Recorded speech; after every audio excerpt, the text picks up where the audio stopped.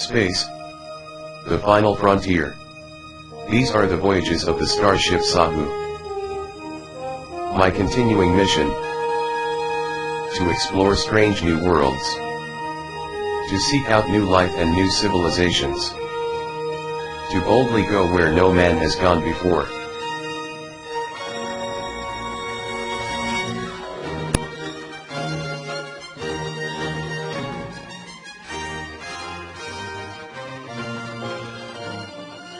Ankh Ajja Seneb.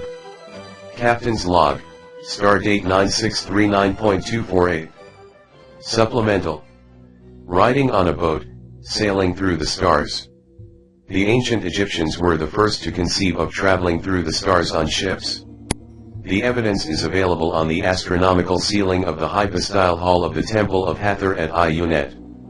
Depicted along with myself Sahu, is my wife Sopdet, the Sirius star, depicted as a celestial cow, and our son Sopdu, depicted as a falcon. The connection between sailing on the waters of the Nile on ships, and sailing through the stars on ships, was an outgrowth of the fact that the ancient Egyptians viewed the astronomical Milky Way as the celestial Nile. Additionally, nautical sailors used the stars to navigate their ships, and on long voyages at sea at night, they would imagine that sailing on their boat was like sailing through the stars. So spaceships, or ancient astronauts, are in fact explicitly attested to on the walls in ancient Egypt. The word extraterrestrial is an adjective used to describe anything outside of the planet Earth. There is nothing in the definition of the word extraterrestrial by itself that has anything to do with sentience, intelligence, consciousness, or life.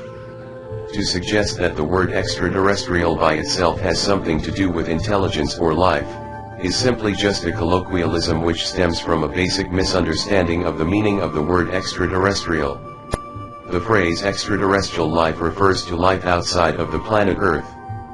The phrase extraterrestrial intelligence refers to intelligence or sentience outside of the planet Earth, and the phrase intelligent extraterrestrial life refers to an intelligent life form outside of the planet Earth. The sun, moon, and stars are all extraterrestrials by definition. The sun, moon, and stars are all explicitly discussed in the corpus of ancient Egyptian literature. And, since the ancient Egyptians chose to anthropomorphize the sun, moon, and stars, then the ancient Egyptians were literally proponents of the concept of intelligent extraterrestrial life in the form of their many anthropomorphisms of the celestial, or extraterrestrial, sun, moon, and stars. Other stellar ancient Egyptian astronomical texts which discuss extraterrestrials, spaceships, and ancient astronauts are the Book of Nut and the Book of the Heavenly Cow.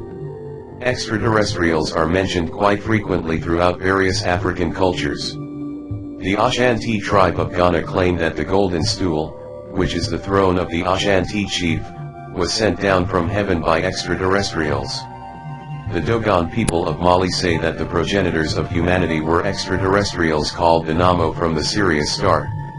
The Yoruba people of Nigeria say that Obatala and Oduduwa were extraterrestrials who climbed from heaven down to earth on a chain. The Maasai people of Tanzania and Kenya say that their ancestors were extraterrestrials who came down from heaven to earth. So extraterrestrial themes are in fact a common part of African culture. It was the European Catholic Church who had a problem with extraterrestrial concepts because the Pope feared that extraterrestrials were something he could not control. If you say the Greys or the reptilians are not real and are just made up, that is fine, but you have to be honest and also say that the ancient Egyptian stories about Sahu, Sopdet, and Sopdu are not real and are just made up also. If you say that Sahu, Sopdet, Sopdu, and the many other stellar ancient Egyptian stories and anthropomorphisms are merely metaphors and symbolisms for the sun, moon, and stars, then you have to be fair and say that the Greys and reptilians and their associated stories are just metaphors and symbolisms for the Zeta Reticuli and Draco star constellations respectively. Don't be a hypocrite. The ancient Egyptians believed your soul had an extraterrestrial origin, that is to say it came from the heavens, and the ancient Egyptians believed your soul could return to the stars after you died. The ancient Egyptians believed in astrology, as is evident from the zodiac ceiling at the Hathor temple at Dendera. Astrology says that a person's personality is determined by the extraterrestrial star constellation in the sky at the time of the person's birth. So if people with extraterrestrial souls and personalities from the stars built the pyramids, then the ancient Egyptians actually believed that extraterrestrials built the pyramids. If the ancient Egyptians used the stars to help align the pyramids, then the ancient Egyptians believed that extraterrestrials in the form of stars helped them build the pyramids. It is a fact beyond a shadow of a doubt that the ancient Egyptians believed in spaceships, ancient astronauts, and extraterrestrials. Oh, and one more thing, you know why I wear this odd-shaped hat? Because I got a cone-shaped head. Another oddity that can be found in ancient Egyptian culture. And if you say the heads got this way through the practice of warping the skull through skull binding, then why don't the people who claim to follow the Egyptian or Kemetic way of life start binding their skulls? The ancestors have shown you the way. Warp speed, engage. OTEP.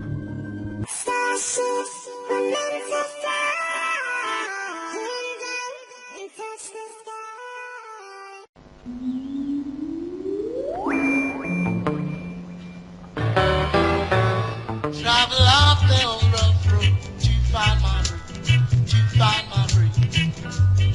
Call so loud, search all around. Straight up, a vehicle designed to take you from mid-morning to midday with a minimum of discomfort and unlimited safety and timeliness. We brake at designated stops and observe pedestrian crossings. There's no charge for the ride, but garbage will be returned as small change. Body protrusion, indecent exposure and political campaigning are punishable under the regulations.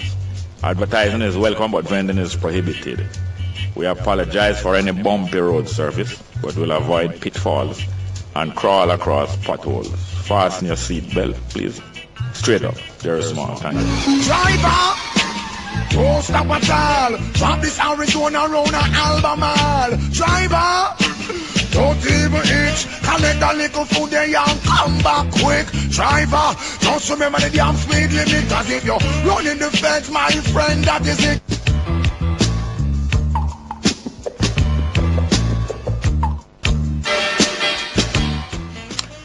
Yes, morning. Welcome to Straight Up for today. Friday, the 27th, I think. Friday, the 27th of March, and we are here at News Talk, and this is Straight Up from 9 o'clock news till midday. I'm your host, Jerry Small. So on the front page of the paper today, some gay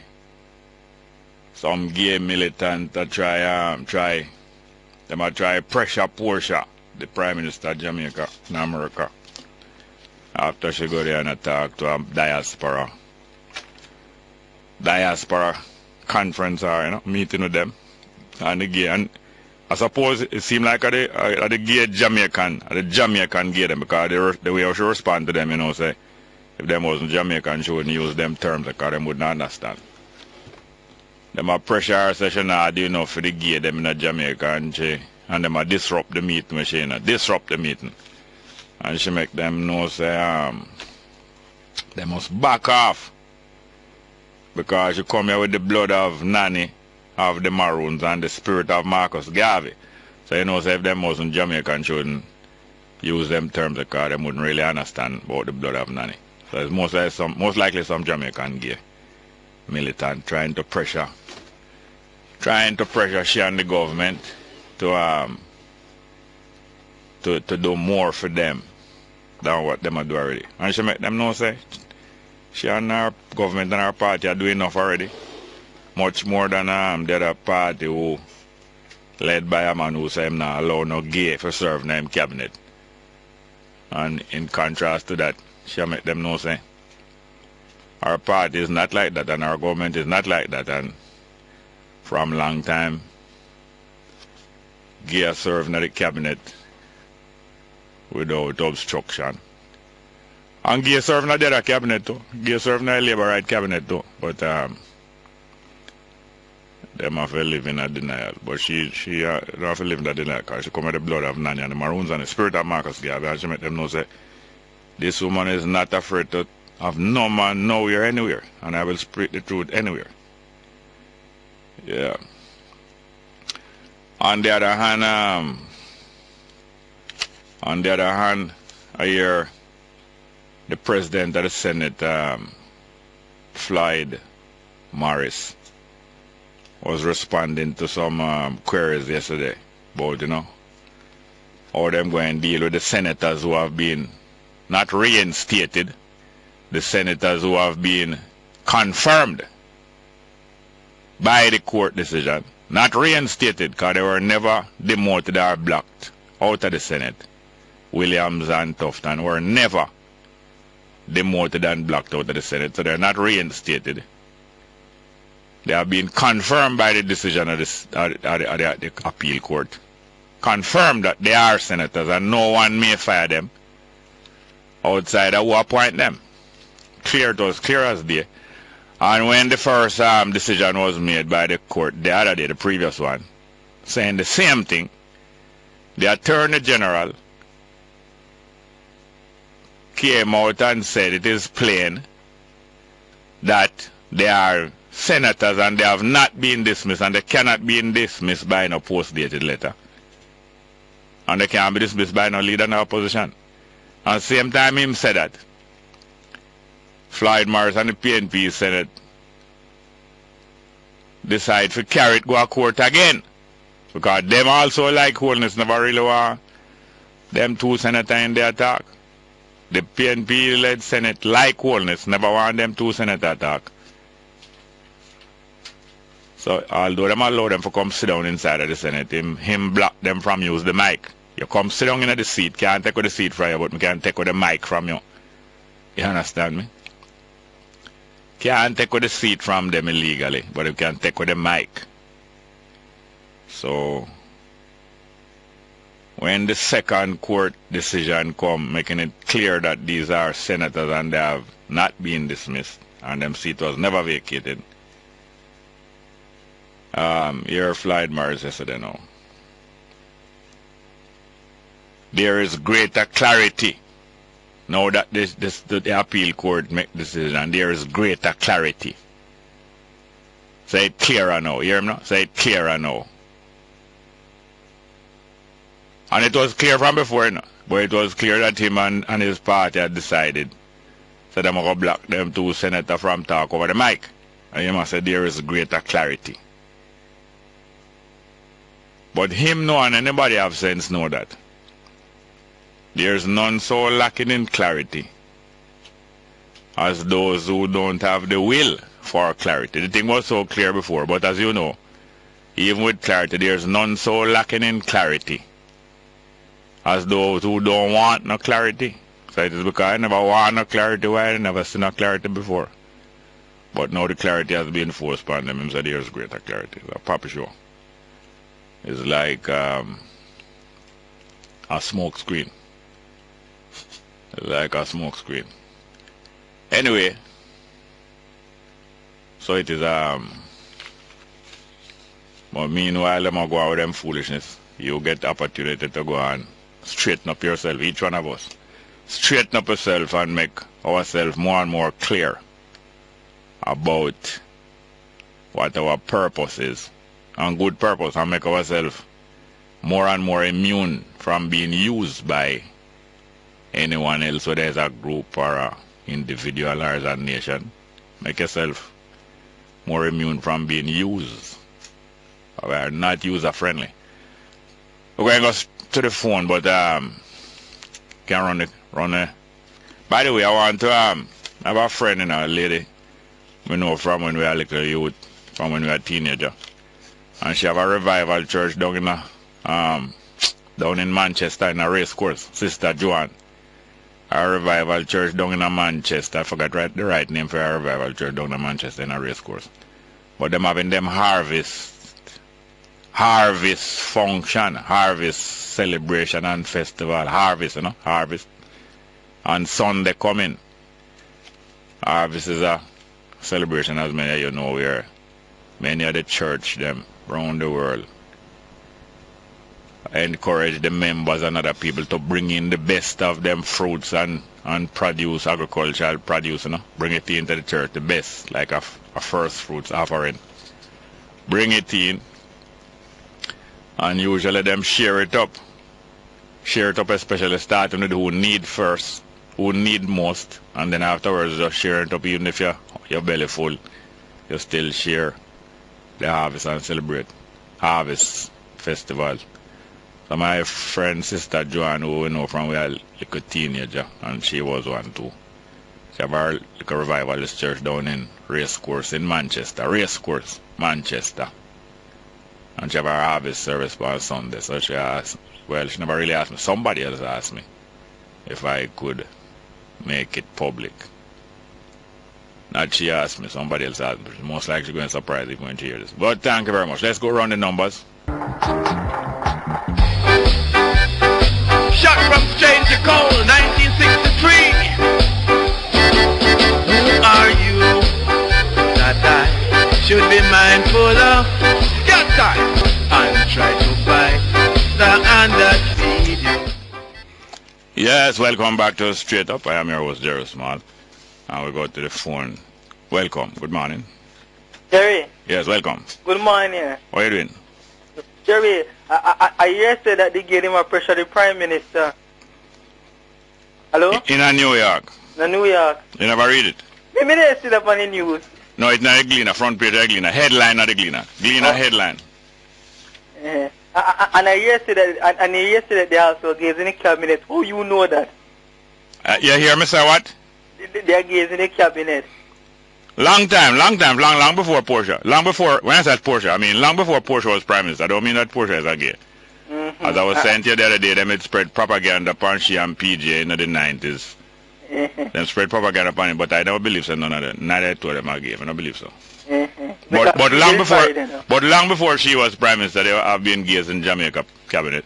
Both in PNP and JLP. And JLP? Yes, both.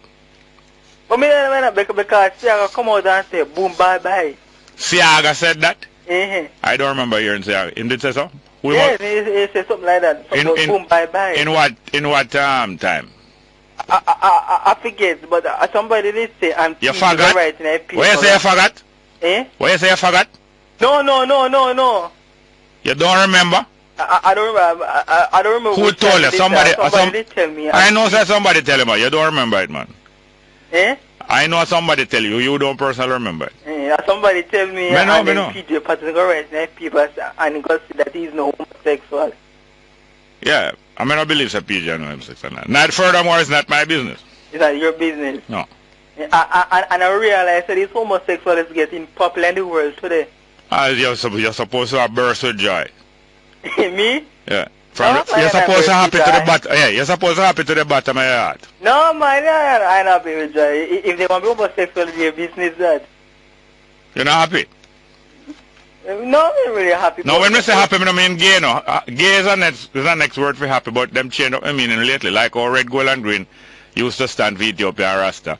And when they can start now, they gave them a use up the rainbow flag and a confuse up the same thing. And take it over. Yeah, try to take it over. But I'm here to the show Empire popular in America. You're glad, man, but I don't think there was any in Noah's Ark, though, you know. I don't think there was any in Noah's Ark. What, homosexual? No, I don't think so. Okay. But the show Empire popular, man, because the character Jamal come out as gay. Yeah. Sweetie, man. Right, Jerry, good. Sweetie? Me? No, the Empire there. You don't really see the show good. It tell about the black experience or going in a black community. Yes, sir. And they say homophobe in a black community. Yeah. All right then, Jerry. Boy, you love the topic, though, boy. Gone to bed. All right. All right? Yeah, I went call you back later on and discuss something else. You can't discuss nothing else, man. All right. Thank you very much. Good morning and welcome to Straight Up. Hello, morning, Mr. Small. Yes, ma'am. How are you? Fine, thank you. You remember the other day you asked me how Portia reached where she reached, and I mentioned Mr. Bunting and you know more Mr. Nice Guy. Yeah. Hello. Yes, you realize, so she have the same approach to politics, Yeah. Because that was demonstrated at the arena with the presidency race with she PJ. With yes, what happened? When she go raise them up, when she go see them are going with all kind of chickeny business. She raised them up? For want of a better word. No, tell me what she do. We know the words that she use and tell them, man. Yes, but is her people had to hurry her out of the place because she was going to explode them affair. All right. Them have to get her in one car and get out of the place because boy she nearly explode. All right. So me tell you that she know the nice girl business. But it's she exhibited a whole lot of control since that time, you know. Yes, but we tend to forget. You see, is the gay them go provoke her now? Yeah, because them are try to expose her. Yes. I try to tell people say she and them did make agreement and she not like that at all. All right. You know the saying where say you play with pity but you share them something different. Or if you lie down with you're right, it's clear, you play puppy. Them are go too far now, so she get vexed from them. And they are trying to make the public feel like say them and them in bed. Exactly. You see? So you see, she's afraid that side of her is coming out again. Yeah, you see? No, but listen here now. Being resisting bullying. And all them things. I don't see nothing wrong with that when somebody have that quality of resisting bullying, you know. Not at all. So I don't really criticize her for that. No, I only want you know that she has no soft soap. This is it. And that is why I tell her to work in her favor because she wouldn't reach where she did today. No. You understand? God, the whole of the boy them did get soft and she did stand up down there. All right. But you see, just quickly, as we all know, you know, and you have always maintained that, and we always know that we're not really a homophobic society. Also. And she said it, we don't really trouble them, you know. No. If them stay them ways, I'm not condoning jungle justice. Yeah. But most times when you see the society might hit out at them, is when they maybe violate children also, which is not right. No, you have people aggressive against them otherwise, but mostly when them walk in a public and show off. And not put it up in people's face. Yeah. Right? But we don't really trouble them otherwise. No, but from I was a little boy, you have both gay man and gay woman prominent in the society, well known to them gay, yes. and well respected. Yes. Or if you don't respect them well recognize and nobody not trouble them, and if you trouble them now, even people who don't like homosexuality say, alright, that's not necessary. Left that alone. Yes, so this is what she's saying, and she said most times when them kill off them one another, most times them are kill off them one another. All right, thank you very much, yeah, ma'am. You're welcome. Good morning and welcome to Straight Up. Hello. Morning, Robin. What going on, sir? Well, it look like you have a Wilson 1 and Wilson 2. Yeah. The Virgin never come on like a while. If I know I listen good, I'll say a Wilson. Eh? The one that just the Virgin they come on. Yeah. Earlier. Yeah. And I say a Wilson can I listen to them. I say bit, but you sound like Wilson. It sound like Wilhelmina. Wilhelmina. Yeah. Yeah, well, you know, I feel them business that still. No, but you can't say him like a topic, man. That topic there. But them have a right to like it, I mean. They say once, twice, 3 times a lady thing. Is that song we are talking about, you know? Yes, sir. Yes, sir. Why, Jerry, trust me. Yeah. Well, I don't know when the smoke thing will go away, boy. The smoke is still with us. No, it's not. The smoke is a problem, you know. Is what? The fire. Is the fire? You see, people come like when people are bleach, or when people are use powder and a powder over thing and a powder and a powder. The real thing, you know, you try to put band-aid on old sore. It's a fire. Fire is there, so you will have smoke. So people are trying to get rid of smoke by fanning. You can't get rid of smoke by fanning. You have to out the fire. No, but when you fan a blaze, you blaze up the fire, you know? No, you have to out the fire. Yeah, exactly. When you're fanning away the smoke. Yes. Yeah, you're blazing the fire. Yeah. Why, Jerry? I said go. I'll give next man a chance. Thank you very much, sir. Thank you. Good morning. Welcome to Straight Up, hello. Morning, Jerry. What go on, sir? Yeah, you know, I did a rush it well, like I said, with respect. Yeah. I don't think a man should have mixed up Wilson with any little funny guy. No. Don't think so. Eh? I don't think so. No, I don't think Wilson cross-thread. You know, I said, well, couple things. Yeah. The oil price on the international market are going to start go up. Yeah. Quicker. It might not last a couple of years, what people say. No, because Saudi Arabia go start a war, yeah. Yeah, and believe me, the Houthi them now go take that line down, you know. No. It's going to create problem. Up with the voice, sir. It's going to create problem. Mm. And well, our currency, just a little prediction from my part. After the end of next month, Yeah. either go stabilize or even reevaluate. Well, I see it lose some sense every day recently. Yeah, 'cause I mean, the American dollar. yeah. I think so. When you see when it come on to the end of the tourist season, Yeah. and then the hotel now them bring in what them need to run them for the next year. Yeah. Find say the currency strength, you know. Yeah. Yes, well, I go watch it then, thank you. Yeah, give that. Yes, sir.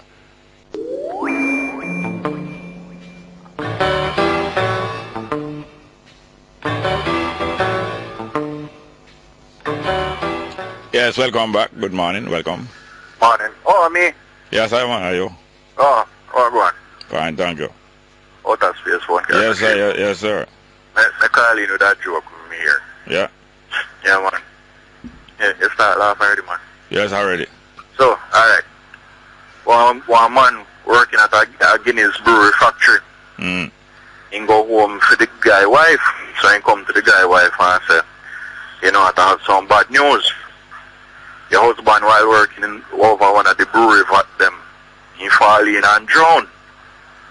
So I'm sorry, he's dead. She said, oh my God, what happened? Well, he was in there for a while and he get out 2 times to go use the bathroom. But I never drink enough. he didn't drink enough. Go back. Yeah, okay, Jerry. Yes.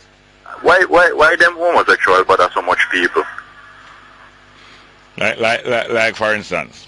Alright, for instance, why is the Prime Minister getting so heated over, maybe that's not the right word, why is the Prime Minister getting so upset over the gay lobby making a statement that she is in cahoots with them? No, I think it's the opposite. They must complain that she not do enough for them, and she kind of vex. Them a try put her that way there, and them a invade.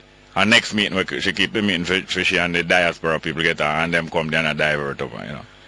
And Right. them a try make people feel like say she and them didn't make agree. You know, like a woman with a call out to you, or like a ugly girl where you only go to the night time, and daytime she call to you in a crowd and you know, embarrassing.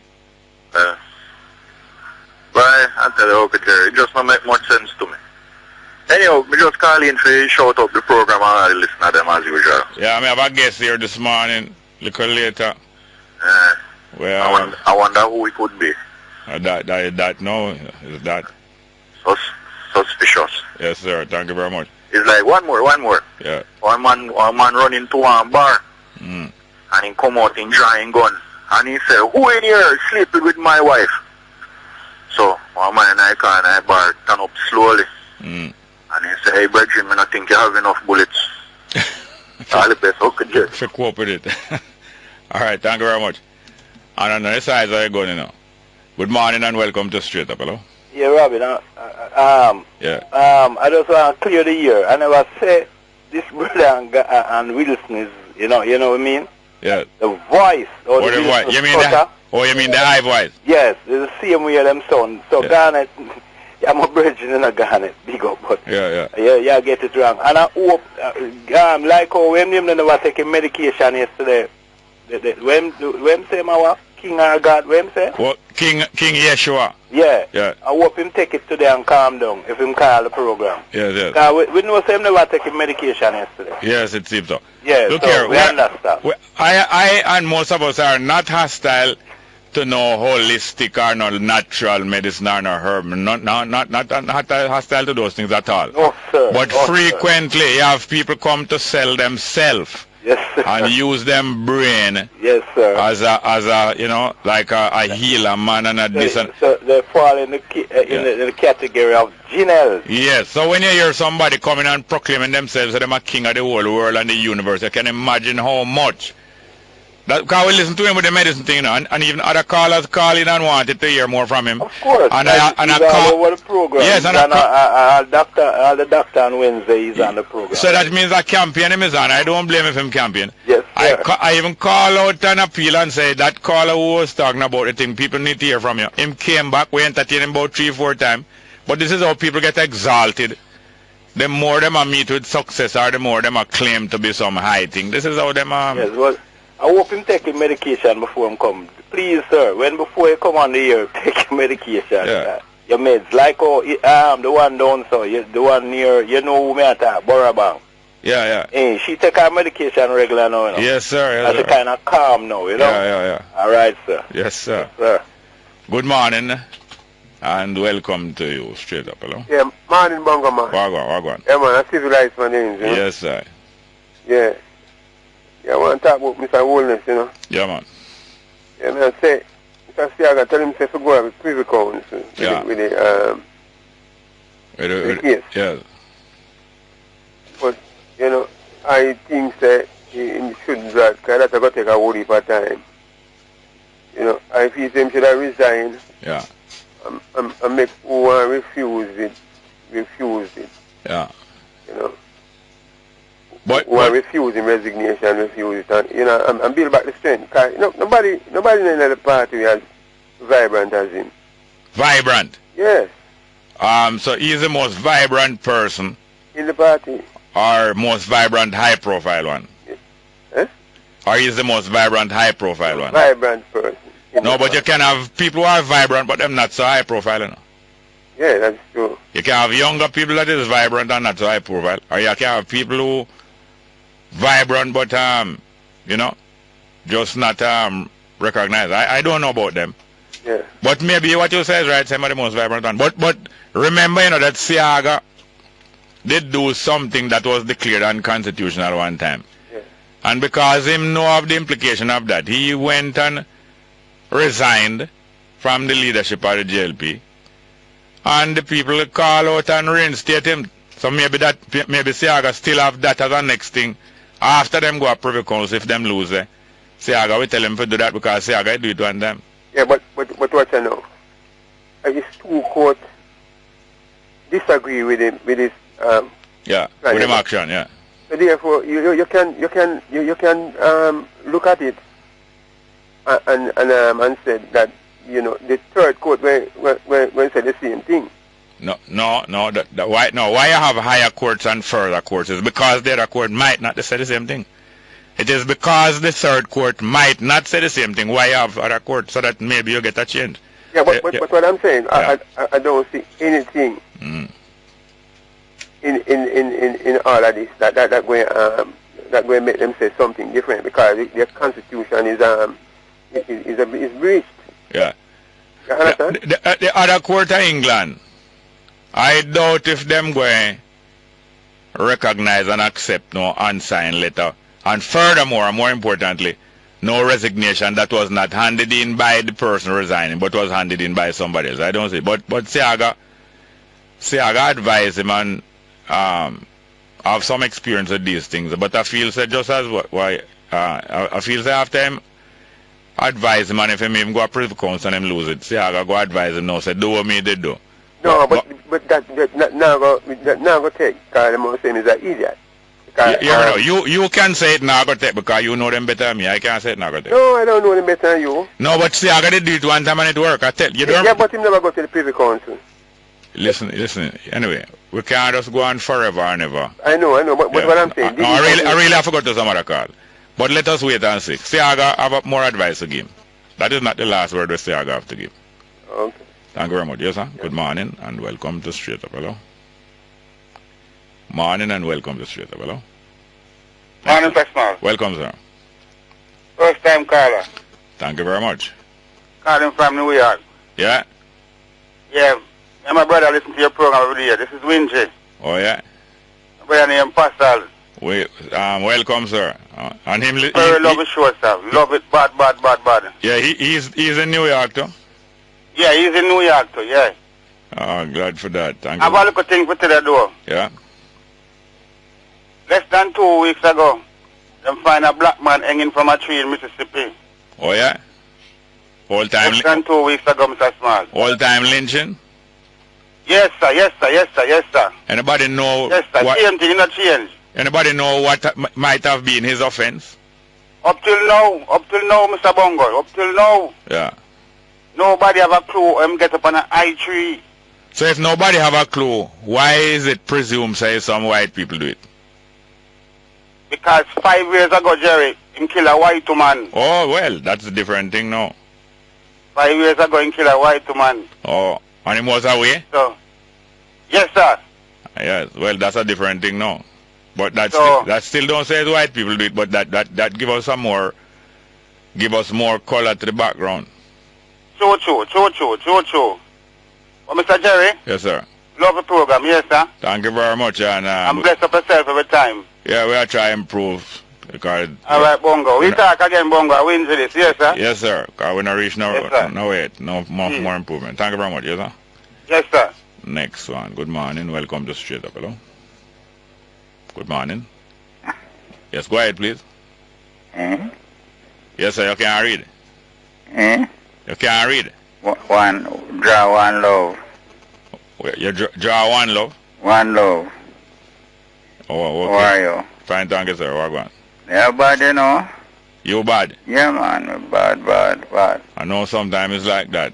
Time change all the while, you know. Yeah. Things and time not stay one way. No. No, I'm not a politician, you know. Yeah. But I'm a Jamaican. Yeah. And when we go in a polling station, I vote for who I feel to vote for. Yeah. Sometimes I vote for PNP, sometimes I vote for Labour, right? Yeah, I vote for the candidate. Yes, and sometimes you don't vote at all, you know, go. Yeah. Now, I advise Mr. Holness Yeah.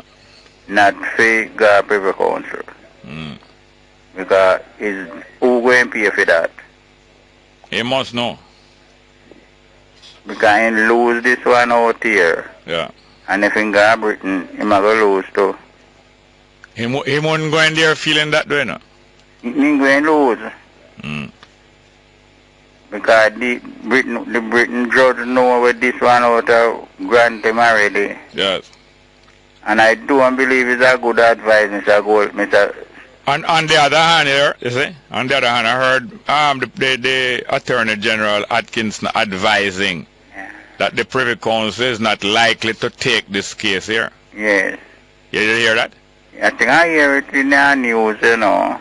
Yeah, I hear that Atkinson said that the Privy Council is not likely to take this case here because they would not regard it as in them jurisdiction. About something about the Constitution, like to do a constitutional thing and them kind of way. But I don't think because him have to go pay some money already. Him now collect taxpayer money. No, man, that collect in salary and whatever thing. No, the Labour Party have money, you know, and they have big donors who will give them money specifically for this. Yeah, but some of them have percentage of big donors now, we give them. Yeah. We give him. Yeah. And some who have big business. Yes, I even have some down in it's people in West Kingston who are making plenty money. You have some of them will collect them pension there too. Because how much Prime Minister will collect big pension? Yeah. 3. Yeah. 2 in a Labour Party. Because how much Prime Minister out there will collect pension? A 3? I think a 3, yes. A 3? So 2. And some, I think, any of them wife? I remember if none of them wife. Yes. They better take their money they spend in our country, help out other people. No, you saying that, but people mostly defend their name and their prestige and them ego. So, yeah, people will fight for preserve them ego or don't want to look bad on them kind of way. So, thinking different from you. What good? Thank you very much, yes, sir. Take care.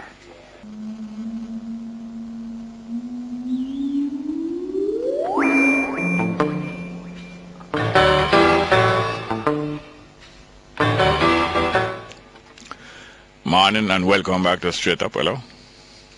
Morning. Yes, welcome. How are you doing? Fine, thank you. Fine. Jerry. Yeah. Look now. The Rastaman from what a Bulbium must a Bulbium come from until you say about some party business. No, but not. You never come up with the right thing and same to just act like when if Marcus will come for a program and Marcus will give pint by pint to him one. Yes, sir. Yeah, part. Let me assure you we have a movement of Jamaica people. A movement of Jamaica people. I want crazy organize that thing, you know. Yeah. Because we have to do that, you know. No, no, the brethren from Bulbi, I think his name, Priest Morant. Mm-hmm.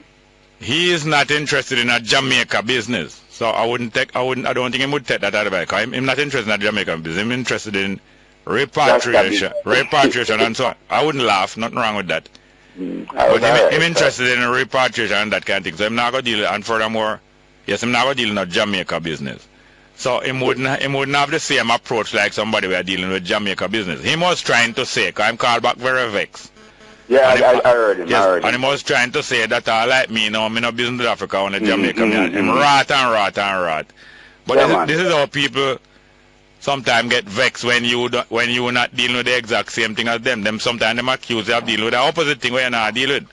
But the fact is that this all about talking and going round and round and round the bush like you carry out some ceremony. That's true, man. That don't work in practical movement. You can do that on your Sabbath.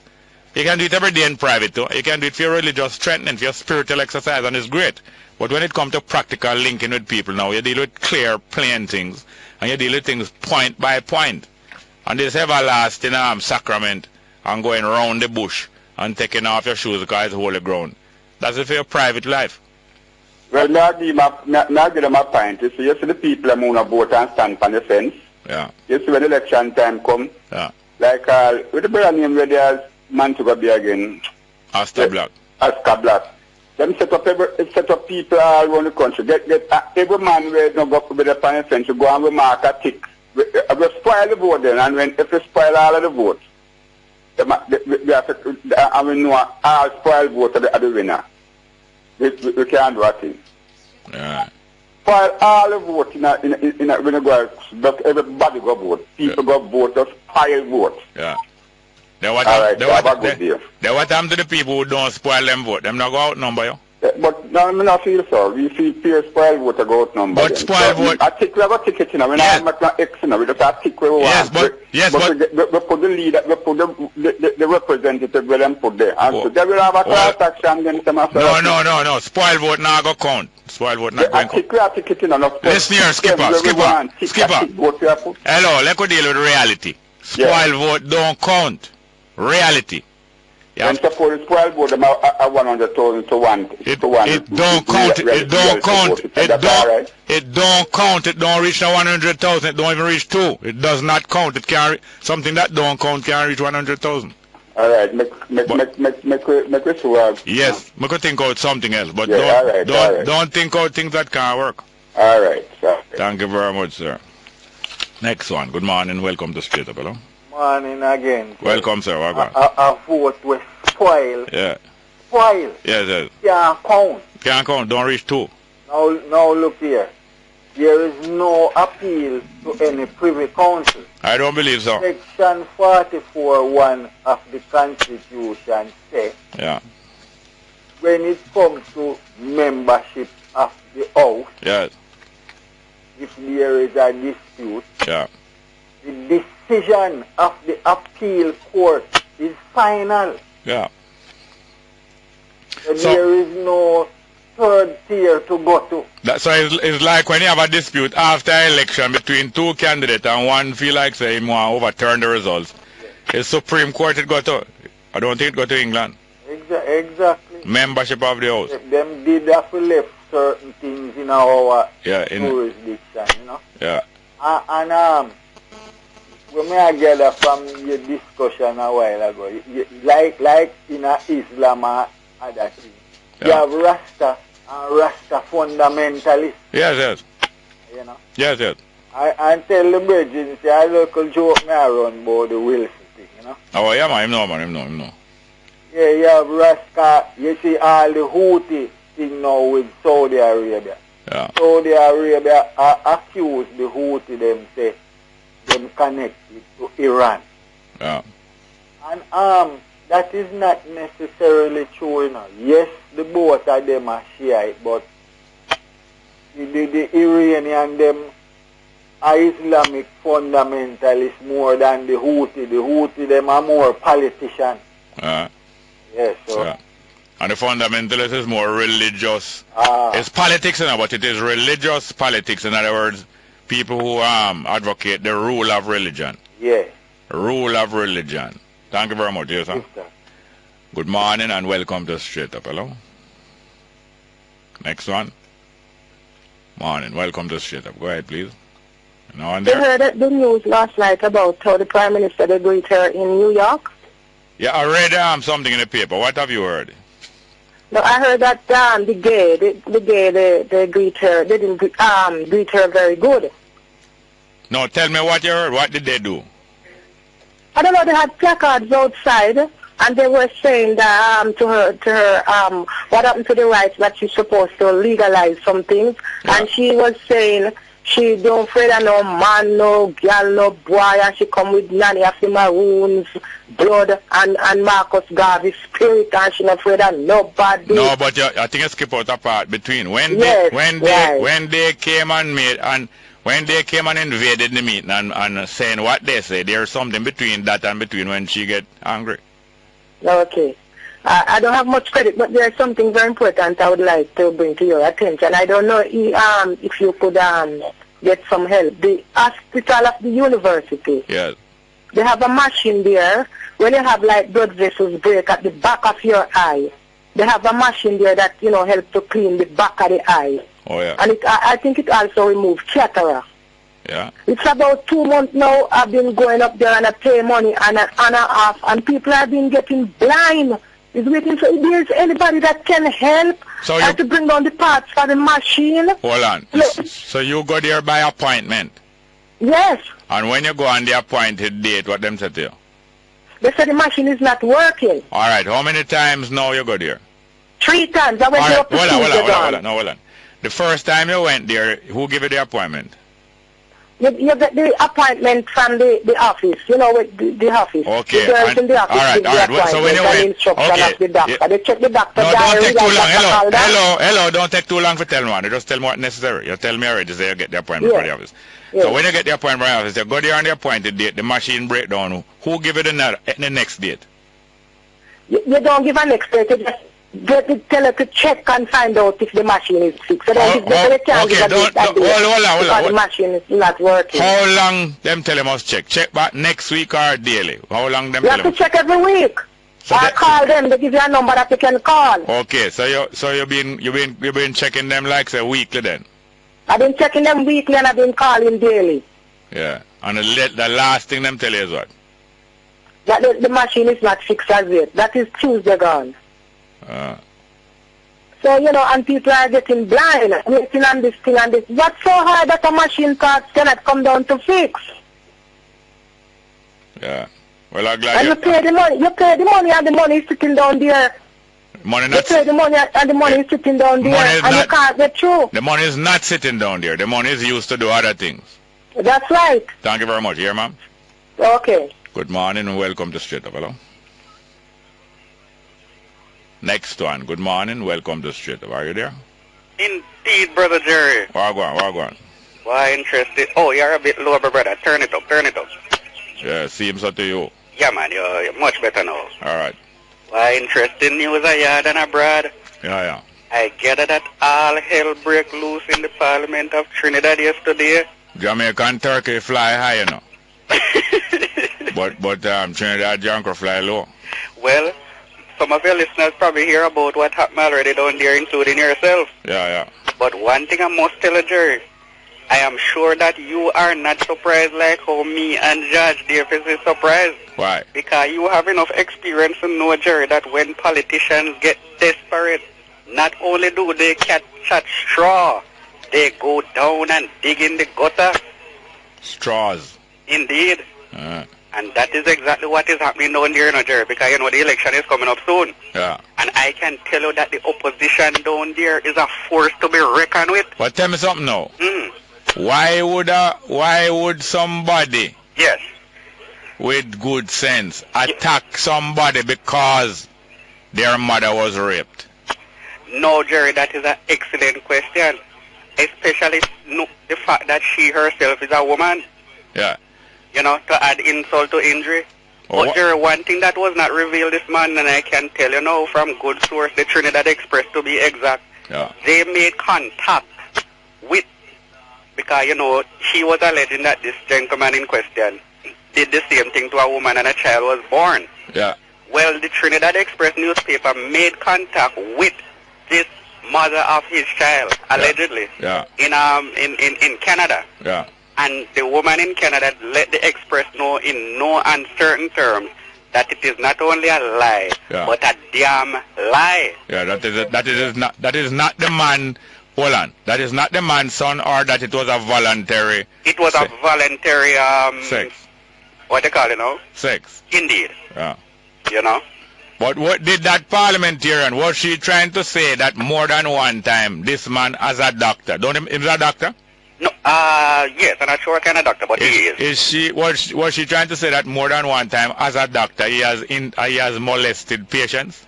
No. There's only one incident you're referring to? Only one incident. Yeah. And she is claiming that his father did it and now he himself did it. Yeah. But you see, Brother Jerry, the opposition down there, as I tell you before, is a force to be reckoned with. Yeah. And the heat is on. Yeah. So that caused tell me something now. Was that doctor and that leader of the opposition, was he ever in the same party as her?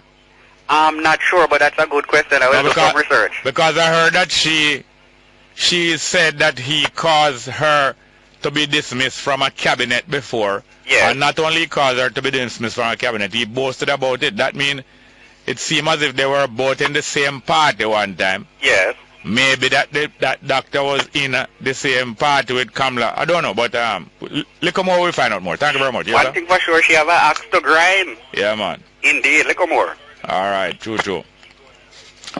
Yes, what Corbett talking about is that in the parliament in Trinidad recently, one the leader of the opposition, one doctor man, was being attacked by one of the government MP, saying that he must back off and stop trying to become the prime minister in the next election because him rape woman and breed them.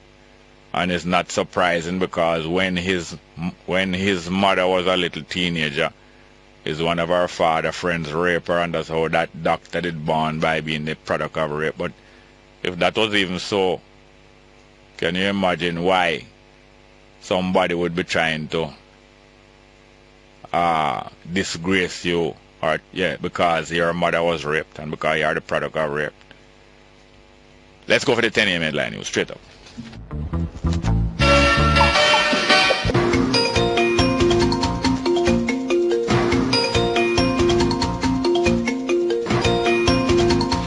Good morning with the latest headlines. I'm Kayla Wright. Minister of Local Government and Community Development Noel Arscott says tires dumped at the return disposal site will be removed as part of measures to minimize future fires. Arscott says the move will make a fire of the magnitude seen in recent weeks less likely. The fire, which started on March 11 in a section of the disposal site reserved for tires, is believed to have been deliberately set by arsonists. He was speaking yesterday at the opening of a two-day workshop aimed at stimulating discussion relevant to building a culture of disaster preparedness and response in small states. The National Environment and Planning Agency, NEPA, has served the Commission of Lands and the Permanent Secretary in the Ministry of Agriculture and Fisheries 2 enforcement notices each for breaches of the Natural Resources Conservation Authority Act at Pedro Keys.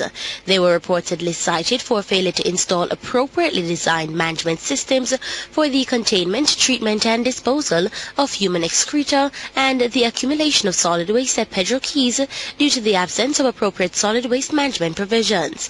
NEPA says the action is due to the failure of the Ministry of Agriculture and Fisheries to respond to and and comply with requirements outlined in the letter directed to the Ministry for attention. The requirements were made as a result of the findings from a site assessment of the quays. The authorities in Sierra Leone are enforcing a 3-day lockdown to curb the spread of Ebola, with the entire population ordered to stay at home. There is a 2-hour exemption today to allow Muslim prayers and a 5-hour window for Christians on Sunday. Volunteers are going door to door looking for people with signs of the disease and reminding others how to stay safe. Dozens of new cases are still being reported in Sierra Leone every week. However, the 3 West African countries worst affected by Ebola, including Sierra Leone, Liberia and Guinea, have seen a steep reduction in infections in recent weeks. And those are the stories making the latest headlines. News next at 11 o'clock. Stay tuned. Straight Up with Jerry Small continues. I'm Kayla Wright.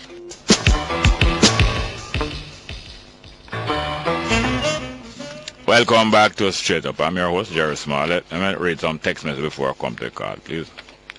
First one, Jerry. The Tivoli debate proves Mr. Siaga's assessment of Mr. Golden to be correct. What say you?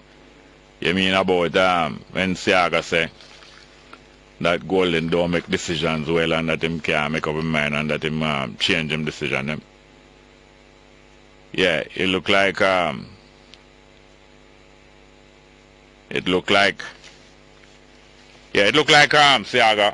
Well, Siaga must have known Mr. Golden well from him young. Next one. Good morning, Jerry. Did you hear that the gays back up Portia after speech? Is after the speech? Well, is she promised them that she will honor their wishes? Yeah. I don't know if it's after her speech. I think it's during the maybe it's after the speech, but I got the impression it's during them try to interrupt during when she was talking. Next one. Abe Dabdoob, or whatever his name is locked the cockpit and locked out Delroy, Chuck, and now everything crashed. Sigh and laugh out loud. Yeah. Next one. Jerry, you always say Portia and the gays were friends. New York proved that you were wrong. No. Don't prove that me wrong at all. Friends broke out sometime. I don't say she gay, no, but I know that she and them and the International Gay Lobby and her party, them have a deal going. I don't say that them is gay, that she is gay. And friends broke out more time because them are try embarrass. Sometimes friends try push you, You know, I say all women claims a man promise to marry them. And when the man don't want to marry them, go slit all them wrists and go and let them commit suicide for embarrassment. People do things all the while for show up them friend. Sometimes them best friend. Next one. Jerry tell Corbett, tell us what caused the bangarang at the Parliament in Trinidad to be yesterday. We hear that all hell broke loose. Well, him just told a little bit of it. Next one. Jerry. Come again. So how everything did go into the ark by 2? What 2 mean in Jamaica? I don't know what you'd say 2 mean in Jamaica. But them tell us some of the animal, they put them in 2 by 2, and some of them, I think they put in some different number like 7 or something. I don't remember how it go, but it's mostly male and female. According to the story. Good morning, welcome to Straight Up. Hello. Hey? Welcome. Yes, sir. Yes, ma'am. My turn of the speaker. Hold on. Look here, you see, all the while if you come here, if you're talking to other people and having to do other things, you're not going to waste no time. Jerry, I want to see you. Jerry, you see the brother where they're up above here? Yeah. When I'm ready to repatriate, I want to put in a word. See me? And tell them, say, if you have any land or anything with them have, leave it and give me. Me take care right for them. No, go up there from now. Go up there from now. Eh? Go up there from now.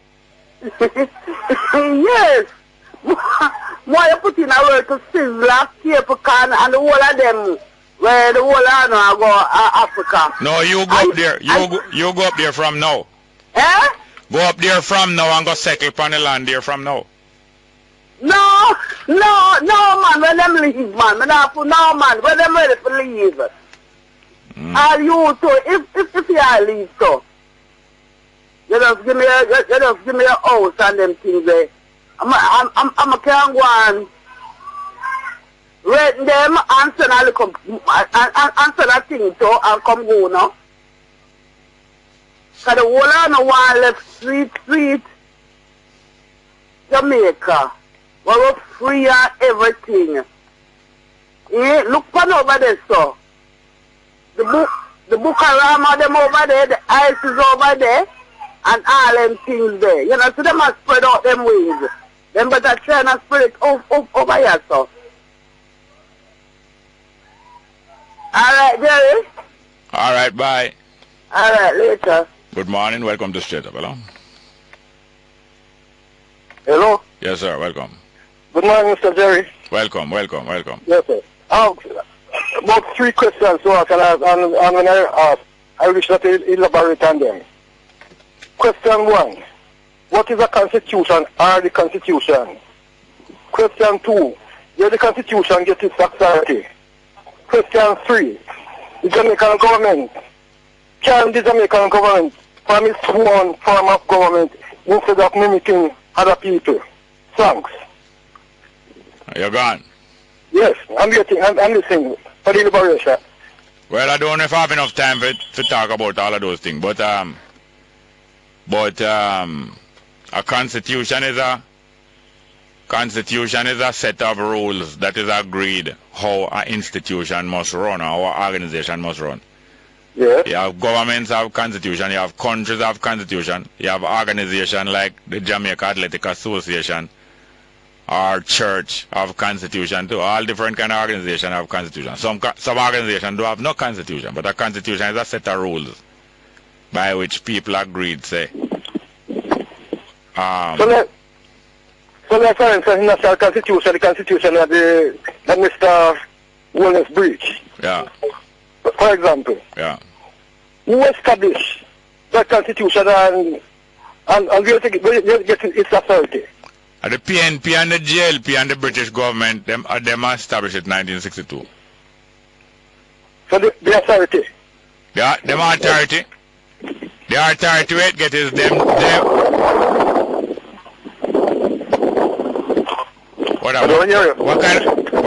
What kind of noise?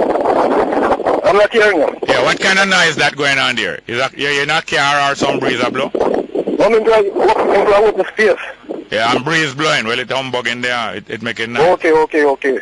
Anyway, yeah, the PNP and the GLP and the British government, them authorize the constitution by the army. The British army will back them up and say, if you not take this arm, it's backed by the army, armed force, by arms, force of arms.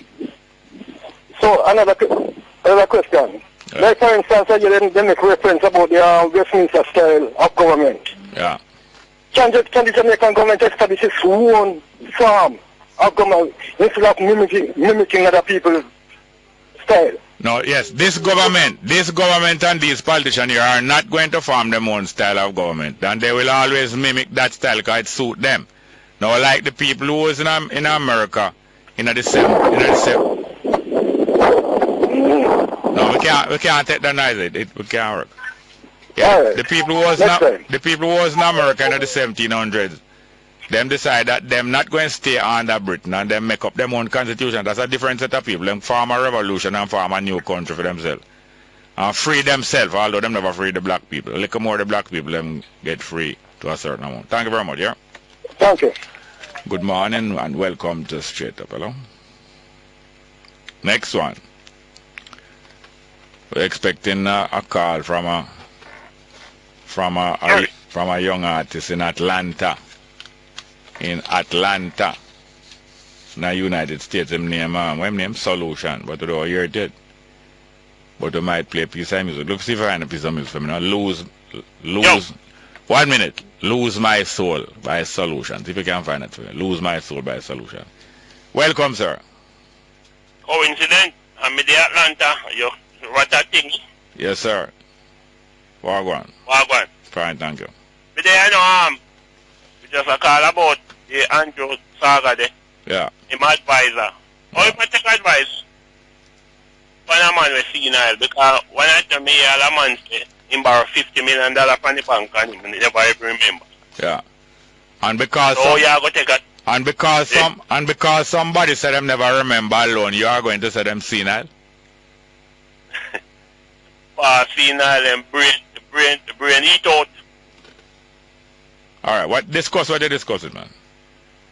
Why like how now with the drama dilemma man, why the people them all them sit down and do and worry about the JLP business and I like you know pasta and the volley mix up. Why them not start come together and form another party, go get your relevant papers and take it to the... Who named them? Which them that? The CJ. Yes, but which them that you're talking? Why them? Jamaican want different. The people them who want a different party, you know. Yeah. At times, we don't want to get a third party. Then perfect opportunity, you know. You have third party already, you know. You have NDM and you have other party. You have Marcus Gay, have a party, other party. You have Asta Black. But who tell you that other people not doing things in the meantime and you don't know? You think they must have advertised to you what them doing and publicized to you? You think so? Well, it should be more transparent where people know where people want to get involved and get out one of these parties because it's perfect chance now because JP did. But I'm telling you. But you're ignoring the fact that there are many more than 3 parties in Jamaica already, and that if a next set of people decide to organize something, you're not going to know about it right away. Who tells us that people not doing that? Then are they going to be on the ballot? Are they you're going to be able to vote for them? If what? Them are going to be in the ballot where we can get the people can vote for them without when suppression. When then wait, you know say NDM a party and put people for run more time. You never say Asta Black. You know say Asta in the mainstream party. What? Then go right back into the mainstream party. No man, NDM still exists out the road. NDM still out the road. And you have Asta Black and you have big money, people have money, you know, they won't go fund me account where people can fund party and you know, them I want to because go fund me. You know the phone, you see how the phone operates and not hearing you, some word clear and some not clear and through that, no, it kind of get you confused. But I understand what you're saying, but many times things are going on and many times developments are taking place and you don't know about it yet. You understand? Alright, we have to go to the next call. Good morning, welcome to Straight Up, hello. Run the numbers to me, we're still expecting that call. We'll find a piece of music there? Alright, we're going to play this piece of music by Solution. I was expecting to hear from him on the phone in Atlanta. He's a young artist emerging. We're going to play a piece of music by him. Lose My Soul. Solution. And maybe another time we'll get a clearer talk with him.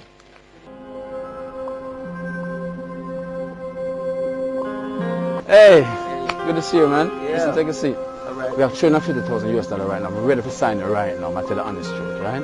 But the thing is, you have to change the music to a certain level. The music needs to be changed. But people want some hardcore stuff. They want dancehall, they want drugs, they want sex, they want gun, they want anything that is, to me, is negative. Hey man can't do them kind of music, you know. But we are telling me to do right now, if you sell our soul and I man can't sell our soul. See, my music come to heal the world. Yes, sir. And if the deal can't go through with my kind of music, then just forget it. Keep your check. We don't want your money. Oh no, oh no. If you fall in love with vanity, you will do almost anything. Yes, that is Solution. I was expecting to hear from him. From Atlanta, Jamaican, young Jamaican artist. Sound good and have a nice video there. Another time we will probably get a proper link up with him. We'll take one more call before we have another guest. 2 more guests in the studio. One going to do a quick thing with him. Him telling us about an event. Good morning and welcome to Straight Up, hello. Good morning, welcome to Straight Up, hello. Yes, good morning, welcome to Straight Up, hello. Jerry. Yes, yes. Jerry, is Jamaica part of the International Criminal Court? I think so. So is Jamaica a part of the International Court? How comes most cases don't go to them? No, I think it's countries. I think it's countries bring those cases, you know. It's not like individual people bring those cases. I'm not sure anyway. But Jamaica never bring cases to them because I don't trust our justice system in this country. Yeah. Because the judges and the prosecutors are corrupted, they are rooted in the political system out here. Yeah. And then take bribery from them. So instantly, most of the cases won't go to trial. Yeah. Most of the cases won't go to trial. All right then, Jerry. All right, study it up and tell me. Thank you very much. All right, bless up. All right, we have in a studio here our brother who is well known in the book industry, the selling of books, especially books that that are interesting to the African people, to the black people, but to everybody, very interesting book named I Nation, not true? Yes, sir. Put on a headphone for me, please. Yeah, but him not here to tell us about the book so much, but about an ongoing event in Kingston. Yes, I Nation, what do you say? Yeah, blessed love. Yeah, man, give thanks for the opportunity, you know. Yeah. Well, as I said, we're not here to speak of the books today. We're here to speak of Inner City Dub, you know, which is the latest roots rock dub session, you know, in Kingston, rising from the Vinyl Thursday and the Dubwise Wednesday and the Kingston Dub Club up at Jack's Hill and Sundays. So this one is on Monday, every Monday night at 63 Spanish Town Road, you know. Yeah. Yeah. Tell me more about it. Is when? Every Monday from 7 to 12, 63 Spanish Town Road across from the welding shop there, right at the foundation ground where Prince Emmanuel once has his Rastafari community, you know.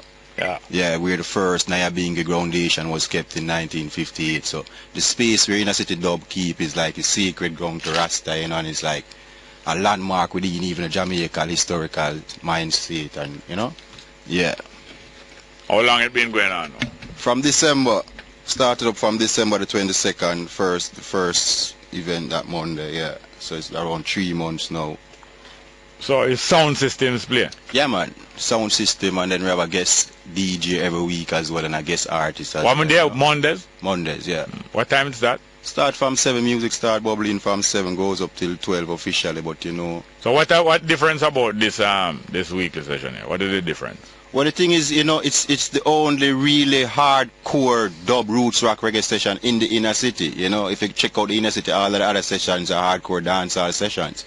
You know, so this is the first real roots rock reggae dub session in the When you say dub, you mean what? Instrumental only or what? No, man, I mean that is just roots rock reggae music. You're not going to hear no dancehall down in your throat, no. You know, all these, you know, your low and decadent music, you know. Yeah, you're going to hear real uplifting music. So the logo for it come with your hope and leave with your glory. So it is inside our premises? No, it's in the, it's an open space. The road? Yeah, nice little open space there. But through your name and address, what them do inside the premises? Oh, the welding shop, initially kept inside the welding shop, but true, you don't know this, the communities with them tension and vibes, a lot in the cars that it end up being kept across the road. You know, right in the open space, right where Prince Emmanuel usually have his community, Rastafari community there, you know? Yeah.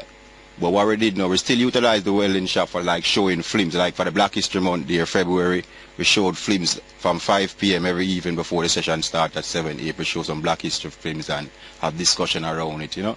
So it's much more than just a musical entertainment in a city dub. It's about the community upliftment. It's opening the community to a greater awakening of consciousness, you know? Alright, so the next one is Monday coming. Yeah, and we're having guest artists will be Jehovah Evil, you know, the whole family from Jehovah Evil, and we have Mikey Tough, guest DJ from Italy, and another brother named Brother Charlie, also from Italy. Yeah. Alright, so it's a regular event and you expect it to be ongoing? Yeah, man, because it's needed, man, because we want a new generation of youths them to come up and, you know, get hooked on the real music, the soulful music, the dub wisdom music, you know, not just dancehall, you know, where the two main things from dancehall is just violence and sex, you know what I mean? Alright, thank you very much, sir. We're just alerting the public, those who don't know again, of this every Monday night. Good, appreciable music, live, well, not live music, but recorded music. Yeah, man. Inner City Dub. Okay, thank you very much. Yes, that's yes, yes, sir. Rastafari. Yes, welcome back to Straight Up. So just in time now, we get the call from our brother who just playing music. His name is Solution. And we just play a piece of music from him named Lose My Soul. And we just get this call from him now. He's in Atlanta. Good morning. Are you there? Hello. Put him on. Jerry. This Jerry? Yes, sir. Good morning. Mr. Jerry. Yeah, man. We were expecting to hear from you from about 10 after 10, but I don't know. We just get through there now. So this music was... yeah, so you are new in the music, right? Yeah, okay. So you are new in the music, right? Well, I've been here a while, you know what I mean? Okay. When you say here, you mean in the music or in Atlanta or in Jamaica? In the music for a little while, you know. Yeah. Things will start to manifest, you know, right here. Yeah, so what manifesting now? Right now we have a outline and really, you know, rotating, you know. Right. I extended. What you say? Yeah. Oh, that piece of music that we played here now, it named Lose My Soul. How long ago you did it? Lose My Soul is from 13. Yeah. And you recorded it in Jamaica? Yes, that was done at Anchor Recording Studio. Because what? Anchor Recording Studio? Yes. Okay. Anchor. Yes. So you did. So you have done a CD since that with some more music. Yes, we have some more new tracks that we compile with that single and make it become an EP now. So the EP is out right now. All right. Anyway, the music sound good and the video look all right.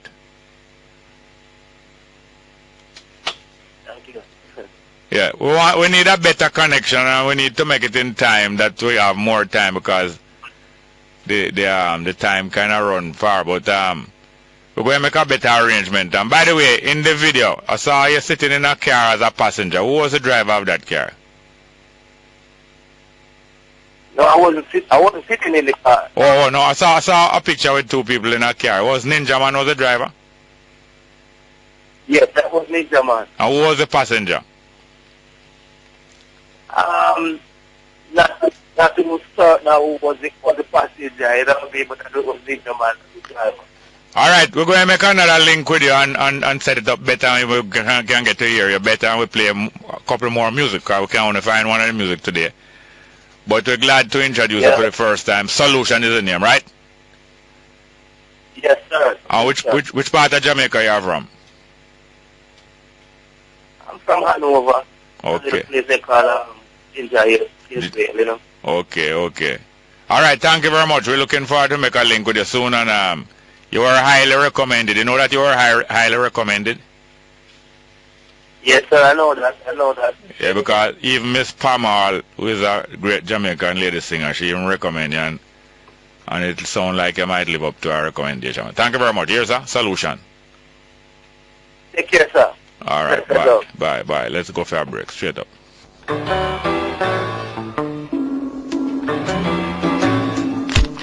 Welcome back to Straight Up. We have our main guest today. I was going to give you her name, but I was going to read a few text messages and things before. Her name is Miss Crisanna, Mrs. Crisanna Williams-Massie. Not true, ma'am? Yes, you're correct.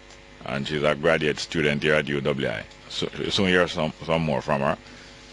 We're also going to read some text messages. By the way, there's a taxi driver said that him learn a lot from the program here. Apollo taxi driver, but we don't have him name. But we appreciate him and we hail him up. Apollo taxi driver.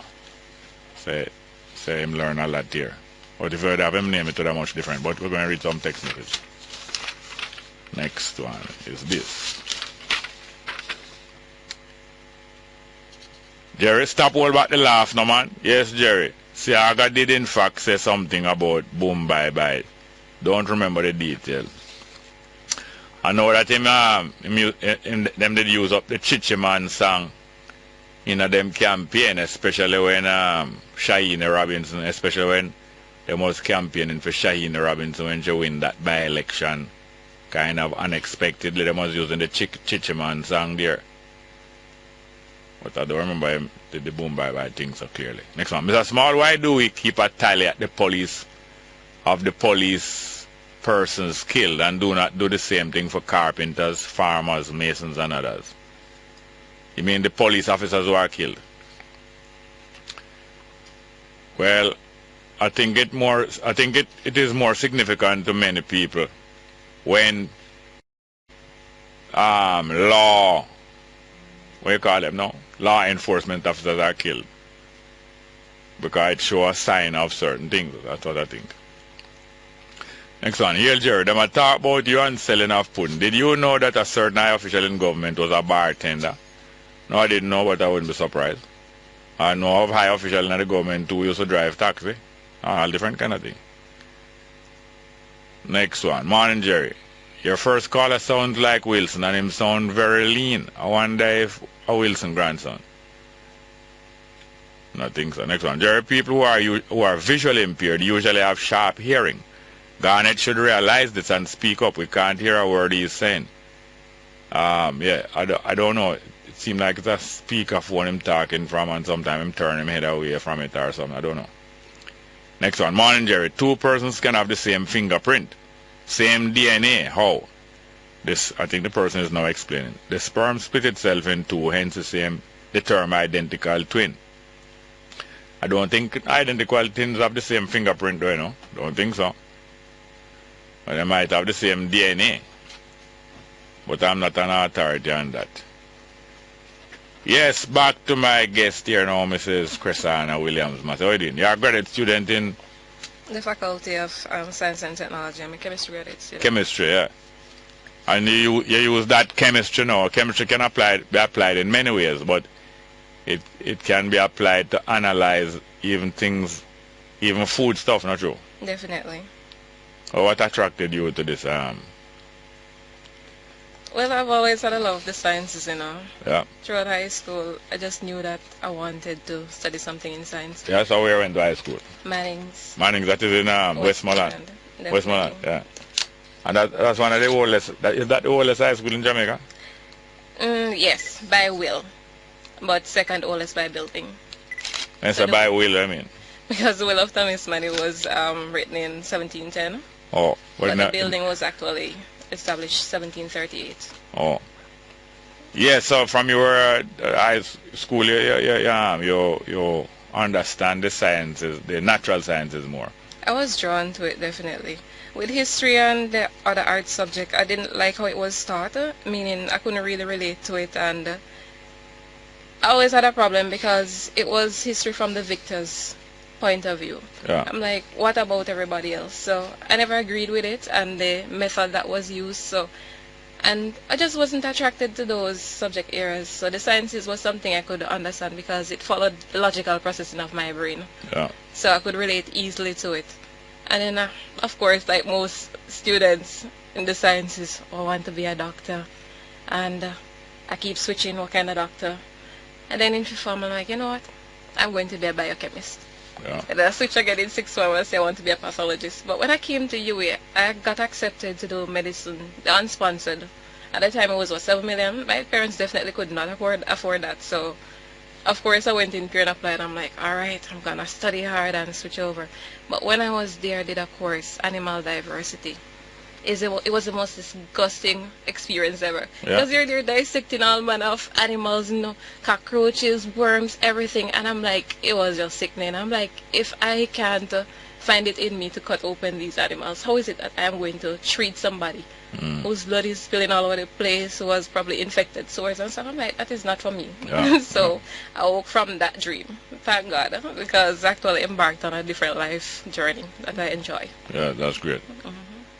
But you were telling me a while ago that you're doing some studies about pimento oil. Yeah, so my graduate work now is on the pimento plants in Jamaica. So there are 5 of them. So 5 different kind of 5 different types of pimento plants that we currently know of. Yeah. So my work is basically just extracting the oils, analyzing what's in it, and then just test the different biological properties, see what microbes it kills and antioxidant capacity, stuff like that. So pimento oil is well known for different things. Like it say It's antibacterial. Yes. So antiseptic everything. Yeah. You know that it's proven to kill different types of microbes in the lab. Some of them, of course, skin microbes, some enteric, meaning of the digestive system and stuff. So E. coli, things that cause like diarrhea. So that's why people actually drink the aqueous extract, like when they have gastrointestinal problems. So it really does help. Aqueous extract mean water. Yeah, the tea. the water. Water. They boil the leaves and just drink it as tea. Yeah. So is Jamaica the best known place of pimento plant? Definitely. In terms of our oil, it's of a much higher quality, so it's very expensive on the market. And the other thing is that 5 of the pimento plants that are known, the more popular ones, 3 of them are endemic. So endemic mean like it's only in Jamaica. Only Jamaica ones. You can only we have like the pimento jamaicensis, pimento obscura, and Richardii. So that alone should tell us that pimento wasn't imported into Jamaica. No, it's endemic to the Caribbean. So especially the you have it in other parts of the world. Yes, in India, and it was taken overseas by the different, we call those persons now. When they came here, the Spaniards and the different persons who invaded Jamaica. I want to put it like that. So then, of course, they exported and they took the plants with them overseas. Now, pimento, them called allspice. Definitely. That's the main species that we deal with, the dioica. So when you crush the leaves, that's how you differentiate them. When you crush the leaves, you actually smell the difference. So some, like the allspice, you can smell the strong, what we call the pimento smell. Then others will have like a citrus smell. Then others will have smell like citronella. Some, it's just verum. You have the racimo, so that one is in Trinidad also and Cuba. So that's that one they call the verum plant. So but the verum no come from the bay plant, bay tree. Definitely, but that leaf just smells like it in particular based on the type of oils that are present. So the pimento berry is not what the oil come from, it's the leaves it come from. It come from both of them. Yeah. So I'll be looking at extracting the oils from the leaves and the berries. And the oils from the leaves and berries totally different color because they have different composition. So it's just like saying, all right, you have the rose plant, you extract it from the petals as compared to the leaves. Same thing with sorrel. So how are you going to protect some of these things that you find out? Going to be new knowledge. Definitely. How are you going to protect your interest in it, or your right to exploit that knowledge commercially that other people don't get more out of than you? That's a good question, Najeri, because I wasn't really thinking of delving into the pimento industry per se. But really and truly, the first thing you do is actually publish your work in journals. So you basically put a timestamp on it. And once it is that you find something novel, then you patent the information. Something novel meaning something new that other people didn't find out. Yeah. So you actually go through the process and you patent the information. So if anybody wants to use that all together. So you can do this as a student? Definitely. Then how is it that an institution at which you are studying or an institution at which you are doing research, probably even a commercial institution that is manufacturing, but them have you in the research department, how is it that they are not going to be able to claim over you? In terms of, suppose I am the researcher and I find it, then of course it's me, the supervisor, and the institution. So really and truly, the patent will belong to UWI. Because that's what the contract was the graduate students to do, find information, do research for them. So in terms of actually the royalties paid over now, the graduate student of course will benefit from that. So you notice how much now Dr. Henry Lowe, who been doing research for years, how much now in them senior years now he may be able to be one of the earliest and the most advanced in the byproducts of the ganja industry. Definitely. And I know that one of his researchers is actually looking at the pimento. Definitely, and I know that one of his researchers is actually looking at the pimento plant also. Yeah. So as you say, you just have to know what you're doing. So they are in almost competition with you. Maybe they would want to. Maybe them would want to attract you. Well, hopefully the competition aspect doesn't come true. But you just have to know what you're doing, and once it's your working, you can bring it in any direction that you want. So. And from what I see of Dr. Lowe and some of the credit where some people was trying to hold back from him, and some other people claiming says them do this and it's not him and so on. I imagine that if I was doing something like you, I wouldn't be revealing everything what I have, even to the institution. No, you keep your work between you and your supervisor, definitely, until it is that you choose to publish your work. All right, let's go for a break and we'll come back to our guest, Mrs. Crisanna Williams-Massie. Straight up.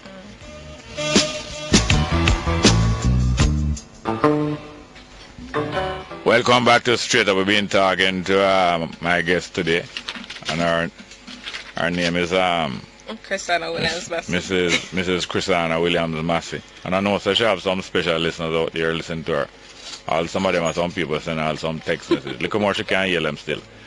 But as we were hearing our interest and our progress in what kind of chemistry is that again? Biochemistry? Yeah, well, what I'm doing right now, they classify it as natural product chemistry, but really and truly it's biochemistry and chemistry. Yeah. More biochemistry. Yeah. And then the other day after I meet you, I think it's a couple of years ago by now. And I know your husband and him contributed to this program all the while. Yes. Either from Earth or from outer space. and I was reading your resume over there, and you know the amount and number of your involvement in all different kind of activities from you going to school till now was like a huge resume. But we're not going to go through the whole of that. But as I said a while ago, you love social work, activity, and all that thing, which more kind of bring me to even the more interesting side of your person. Okay. Because most people associate scientists, natural scientists, people who study nature and study life as it is, not the philosophical part of it in terms of history and literature and religion and so on. Most people who study natural sciences, the factual things that can be beyond dispute, you know, material things, sciences. Most of them are thought of not to be too spiritual because they're more natural, and you know. Yes. But on the other hand, now some people, when them see the marvel of how life is made up and how life operates, even the things that we think don't have in a life, like the stone out there, are full of activity and energy inside of them, although them just look like a stone, or Joe? True. I'm a very, very highly spiritual person, and of course that stems from my involvement in church. I was baptized from age 8. In what? And, In what? Church of the Nazarene. Oh. So it's similar in faith to the Baptist, Methodist, basically Protestant churches on a whole.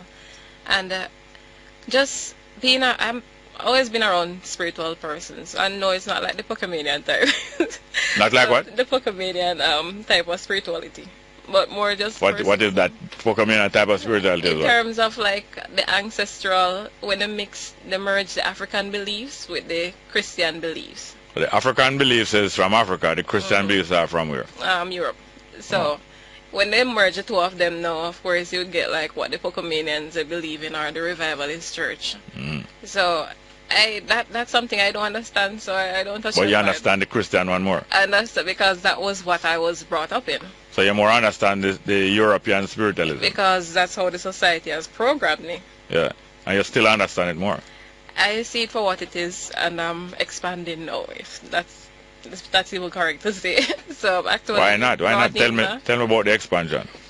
Well, I saw my eyes literally just opened, and I just started to question what was being taught in the Bible.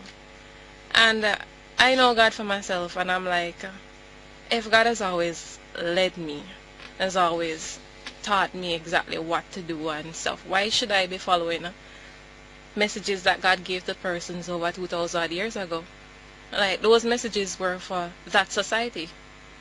Some of them are applicable to now, but still, it's my life. They live theirs already, so let them stay. It's my life, so I need to know, get in tune with what God is leading me to do and live my life. Exactly. You hear what she say? Get in tune with the messages that God have for you. Because just like my experience I many other people, if people were learning things through the Spirit, them time there. Yes.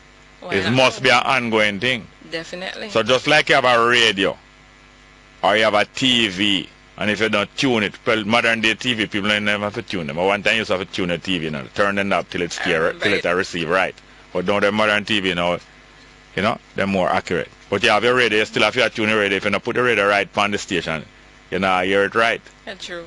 And so you tune in your radio, you tune in your TV, and if your computer is tuning it when you're accessing the internet and accessing different things. You're tuning in to different things, and just like that, you know, say, human being not only can, but have the privilege to tune in themselves to life. Exactly. Because it's already there sending message, you know. Definitely. So you have to turn your knobs till it reach where you get the signal clear. Definitely. And how I've been able to do that, you know, Jerry, is actually to unplug my mind, if that's it. Unplug it from the matrix of this labyrinth of the society. Because like even right now, I am on a 5-week fast from media. Funny enough, I'm in a media station. In other words, you lock off. It has to be done more time. I have to. But this morning, I just plug out my radio about halfway before the program. I said too much. I listen to much different thing and more time. True, because really and truly, no, whoever controls your mind or whatever controls your mind controls you. Oh. And in order for me to grow, I have to just tune out everything and just focus and say, all right, what is my thought? Like, is it? And I examine everything in my head. I'm like, do I really believe that? Because unconsciously, you're just absorbing all these energies, and you hear people express their opinions about certain things, and some people just blindly accept it, you know. Yeah. Like I had to like a sponge. Yes, they absorb it like a sponge. So I had to just stop everything. I'm like, you know what? I will stop going to church for about 3 weeks last semester in the December period, because I'm like, I don't need to go to church every day, because I'm like, I am going to church, and the pastor is going to tell me his experience with God and how he interprets the Bible. In other words, when you're going to church, they're not sitting down with everybody and everybody reason together. No, they are delivering something to you. A sermon. And then some churches are very rigid, you know, in that the worship session would be there and people are in tune with what I believe is the Spirit of God. And then because some persons are just so programmed in going through a church service, a program that they actually online, they'll just break everything because they think they need to say something. And most times the message is totally out of line with what actually happens in the church. So instead of going there for inspiration and being uplifted, you leave feeling, and I don't need that, because I already am in tune with the Creator. And it's just for me now to just understand, all right, what is my purpose, and fulfill that purpose. Because really and truly, I don't think anybody really read the Bible as much as I do. You know, like there are just some days when I just sit down and I just go through the Psalms, especially. And as a Christian, really and truly, you have the entire Bible there. But when you look at the amount of books in the Bible, really focused on the life of Christ, it's Matthew, Mark, Luke, and John, and the rest of them, they are written by Paul. And Paul really is a Roman.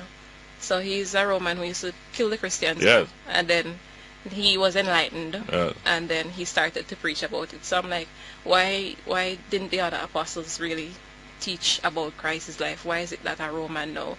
And most of the church and information that is put in the Bible is controlled by the Romans. Yes, so and like, right away things get driver to Rome. True. So I'm like, really, Christianity has been captured. And I realized that, you know, because... Hijacked. Yes, it has been hijacked, man. Not only Christianity, you know. A lot of the world religion have been hijacked. Sometimes by fundamentalists, or sometimes by people who are sophisticated people. True, and I think that's like one of the greatest injustices. And even like Rastafarianism as a religion and as a philosophy, I think it needs to be taught in schools. Because there are Christians in the Rastafarians, they use the Bible. Not all.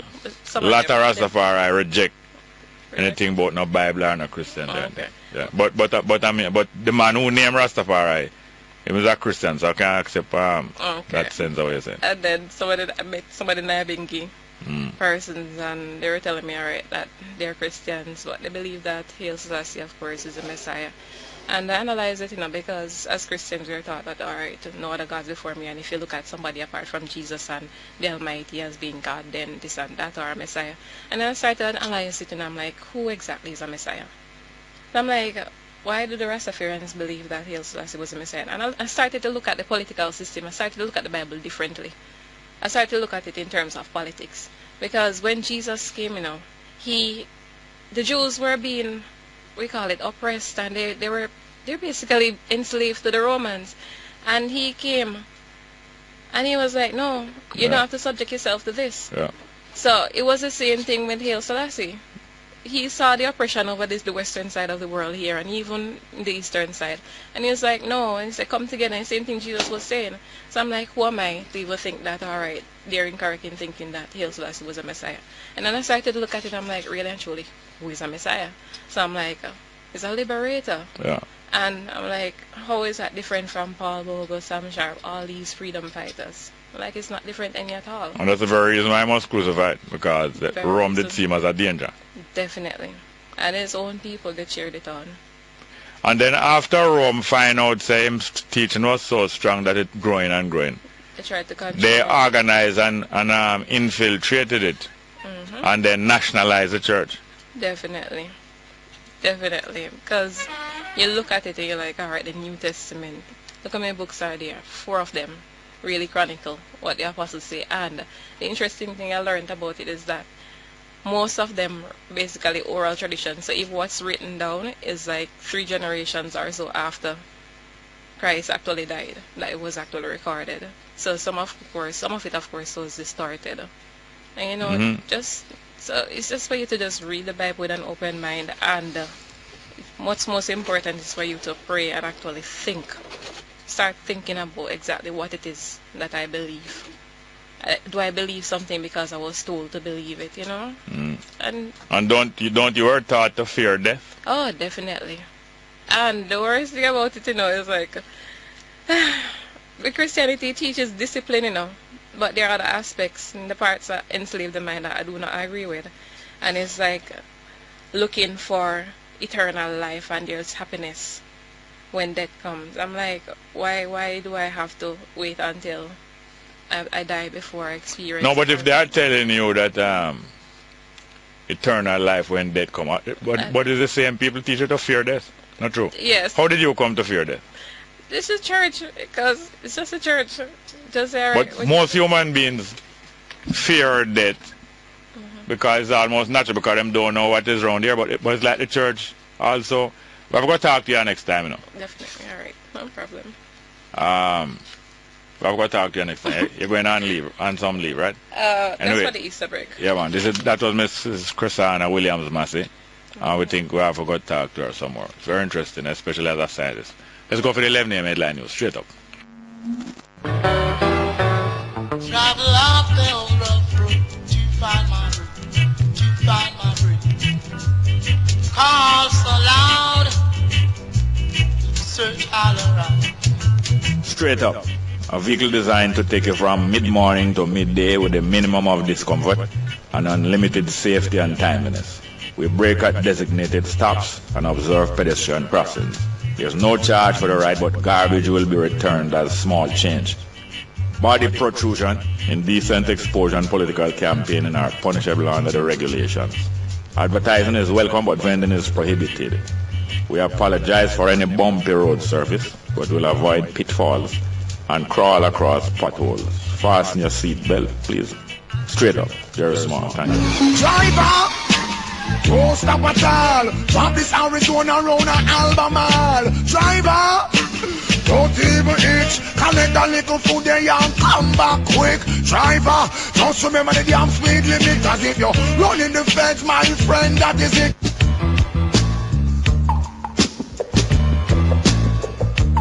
Welcome back to Straight Up. I'm your host, Jerry Small. We're going to the third hour of the program.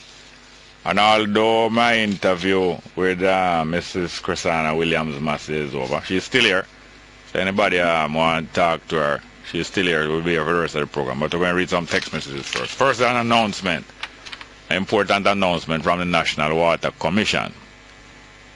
And they are advising you to pay your water bill in full and on time and avoid the risk of disconnection, reconnection fees, court action, and caveats being placed against your property.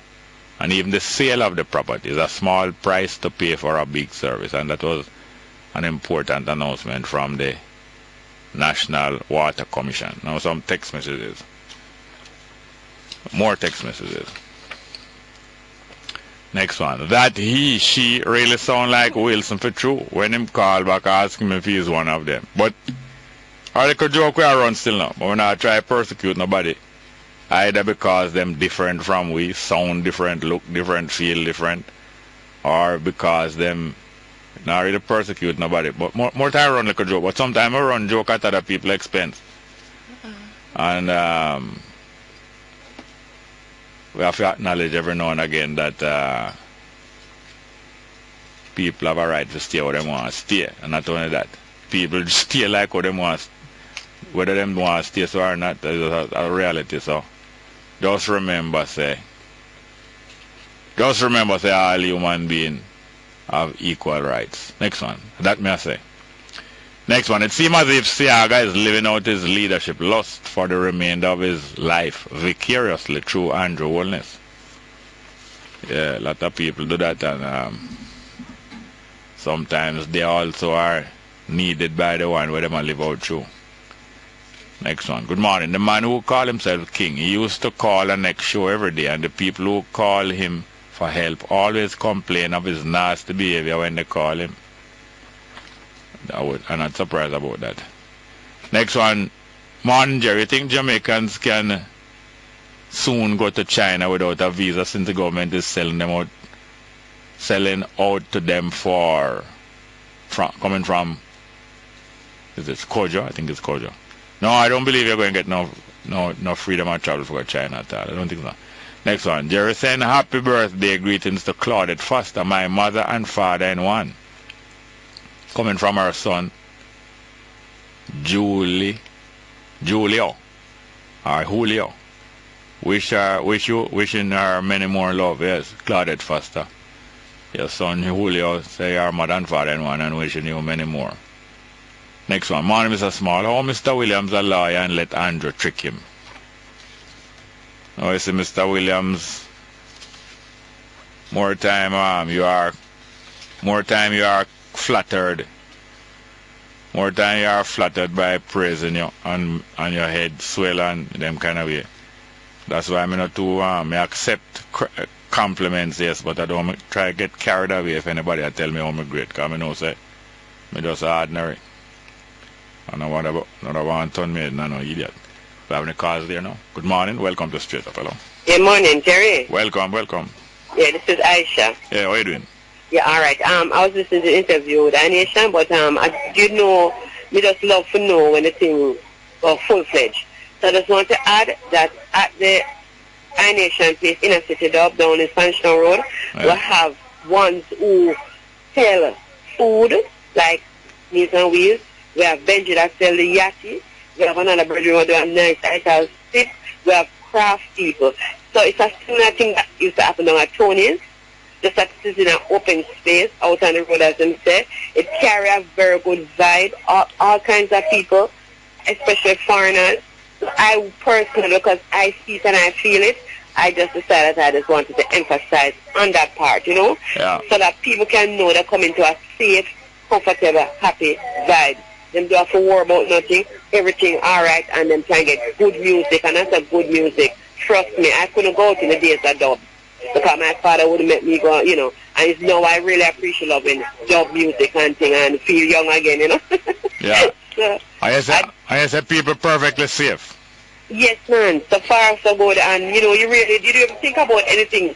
And that is so good because, some man think things will happen. But it's just, we just know so we're at a place where it's comfortable, safe, nice music, good food. Just Irie and him selling books them same way down there. People buying books, them have some nice t-shirts. I don't know why there's just a time permitted, but I never tell you all of these things. But it's so much things going on, Yeah, and maybe for the deal for money, could I bring Italian DJ to and thing. But another time, we can as it go along the way and get bigger, Yeah. There was enough time. But that's why most time I urge my brethren them. So when they're making a presentation, most time it is greater to carry out one of the sisters, because that time more things come out in the way that it's supposed to come out. Monday would have been better, but we never know, because then he would have the two artists, and the dub the DJ and one of the artists, and that way. I think I come on this church, what's your name again? Black Cinderella there, you know, Sister Carol. Big artists come down there and upright the roots band and then manage it good and the crowd and everything. So it's a nice vibe and I hope I see you down there one Monday, you know. What is the name of the event again? Inner City Dub. Okay. Right on Spanish Town Road, right where himself back a wall. It's right where the open state is, right at the right on the bridge there. Okay. All right. Thank you very much, yeah? Yes, darling. Bless you. All right. We have, as I mentioned to you, my guest in the studio, she's still in the studio, although the interview is over. So if you want to interview or interact, you may do so. And we're going to the telephone calls now. Good morning and welcome to Straight Up. Hello? Yes, King. Greetings. Welcome. All right. First, I must say this. That is one of the best person I ever hear you interview on your radio station in Jamaica. Miss Williams, I know you were directed by the true spirit of life to teach and open the eyes of my people, them that are blind. I listen to you, and what the Bible do is exactly what you were saying. It doctrinizes them, control their life by a romance, which is Paul. Right? And you explain it so good that, honestly, you bring tears to my heart, Queen. Because each one teach one. The more you live, the more you learn. Religion is not about the Almighty Creator. The Almighty Creator deals with spirituality. And there's a difference between spirituality and Christianity. If you read the certain parts in the Bible and how it tell you how you must kill people, destroy things, and it tell you if you rape woman, it can't be the word of the Almighty Creator. And that this is what Christian people need to understand, that the Bible is a book of prophecy and it's a book of the past, right? And the prophecy of it now is up to be fulfilled, which are very soon, when things will be changed and different. And Jerry, honestly, I will tell you this. You need to get her back in your studio. Because as I said, when I hear you talking to people, she is one of the best person I listen, hear you interview.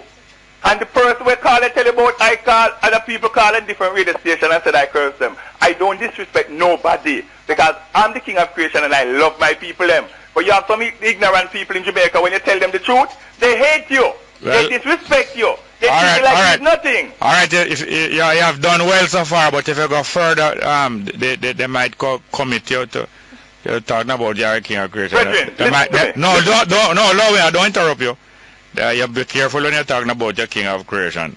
And if you take it too serious, they might commit you to... Alright, me going to say this to you? No. We're going to allow the lady to respond. Okay, no problem. Thank you very much. Next call, if you want to respond to him, sir. Alright, thank you for the compliment, but really and truly, it's just your journey with God. So you just have to just go with love and with honesty and truth and just light your way. If you want to light other other people will see your light. And it will show them the way also, but it's just a personal relationship with God. Yes, and when people see your light, it is not to glorify your light. Your light shine upon things. So when somebody see your light, it's really in order to see the things them. It's really the things them. True. Where the light are shine upon. It's not about you or your light. It's the things where your light are shine upon. So you're allowing them to be able to walk, or helping them to be able to either avoid obstacle or find the things where them they look for a long time and couldn't find because your light never bright enough. Definitely. Next call. Good morning. Welcome to Straight Up. Hello? Yeah, morning, Jerry. Welcome. And first I want to say good morning to your guest. Good morning. And good morning to all the listeners in Jamaica and around the world. You hear me, Jerry? Yeah.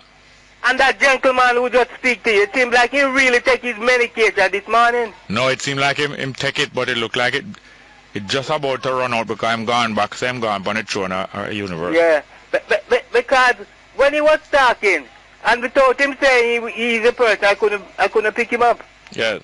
Then it seemed like him have some serious problem we need to deal about. Yeah. Yeah, man. But Mr. Williams and Mr. Tufton is sitting now in Parliament in their rightful place. Yes. Yeah, man. Them give them the mic yet? Eh? Them give them the mic yet? No, I don't see where they are talking, but I get to understand they're in Parliament. Well, not until them get the mic before you know, so if them in them rightful place. Yeah. And another thing, Jerry. Yeah. I think Mr. Tiaga and Williams and Tufton they don't talk to, they are not friends, you know. I doubt it. Because if Tiago and Topton and Williams was friends, Tiago wouldn't say that Golden must carry back the thing to the council. I wouldn't say Golden must carry back. I wouldn't say Holness must carry back neither. I don't know where Golden coming at this.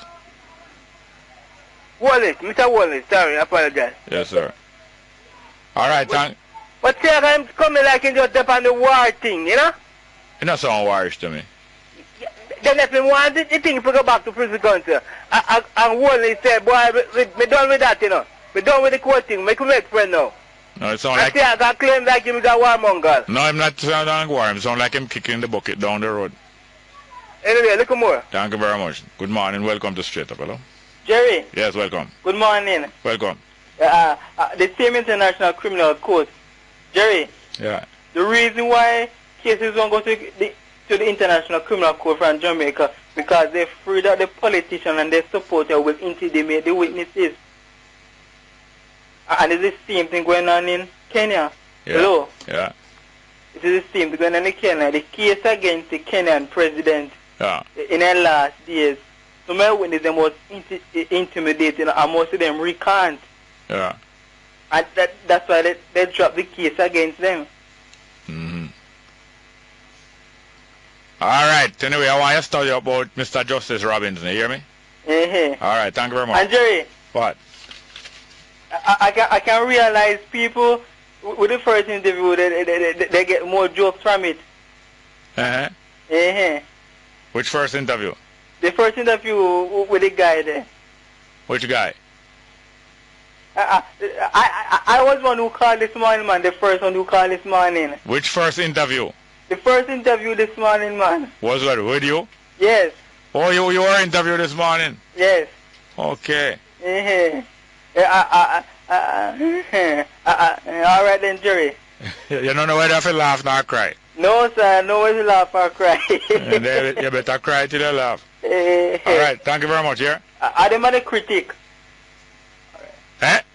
What you say? You're a cricketer? Hello? Him gone? I don't ask if him prefer bowler or bat. What you think about bowler?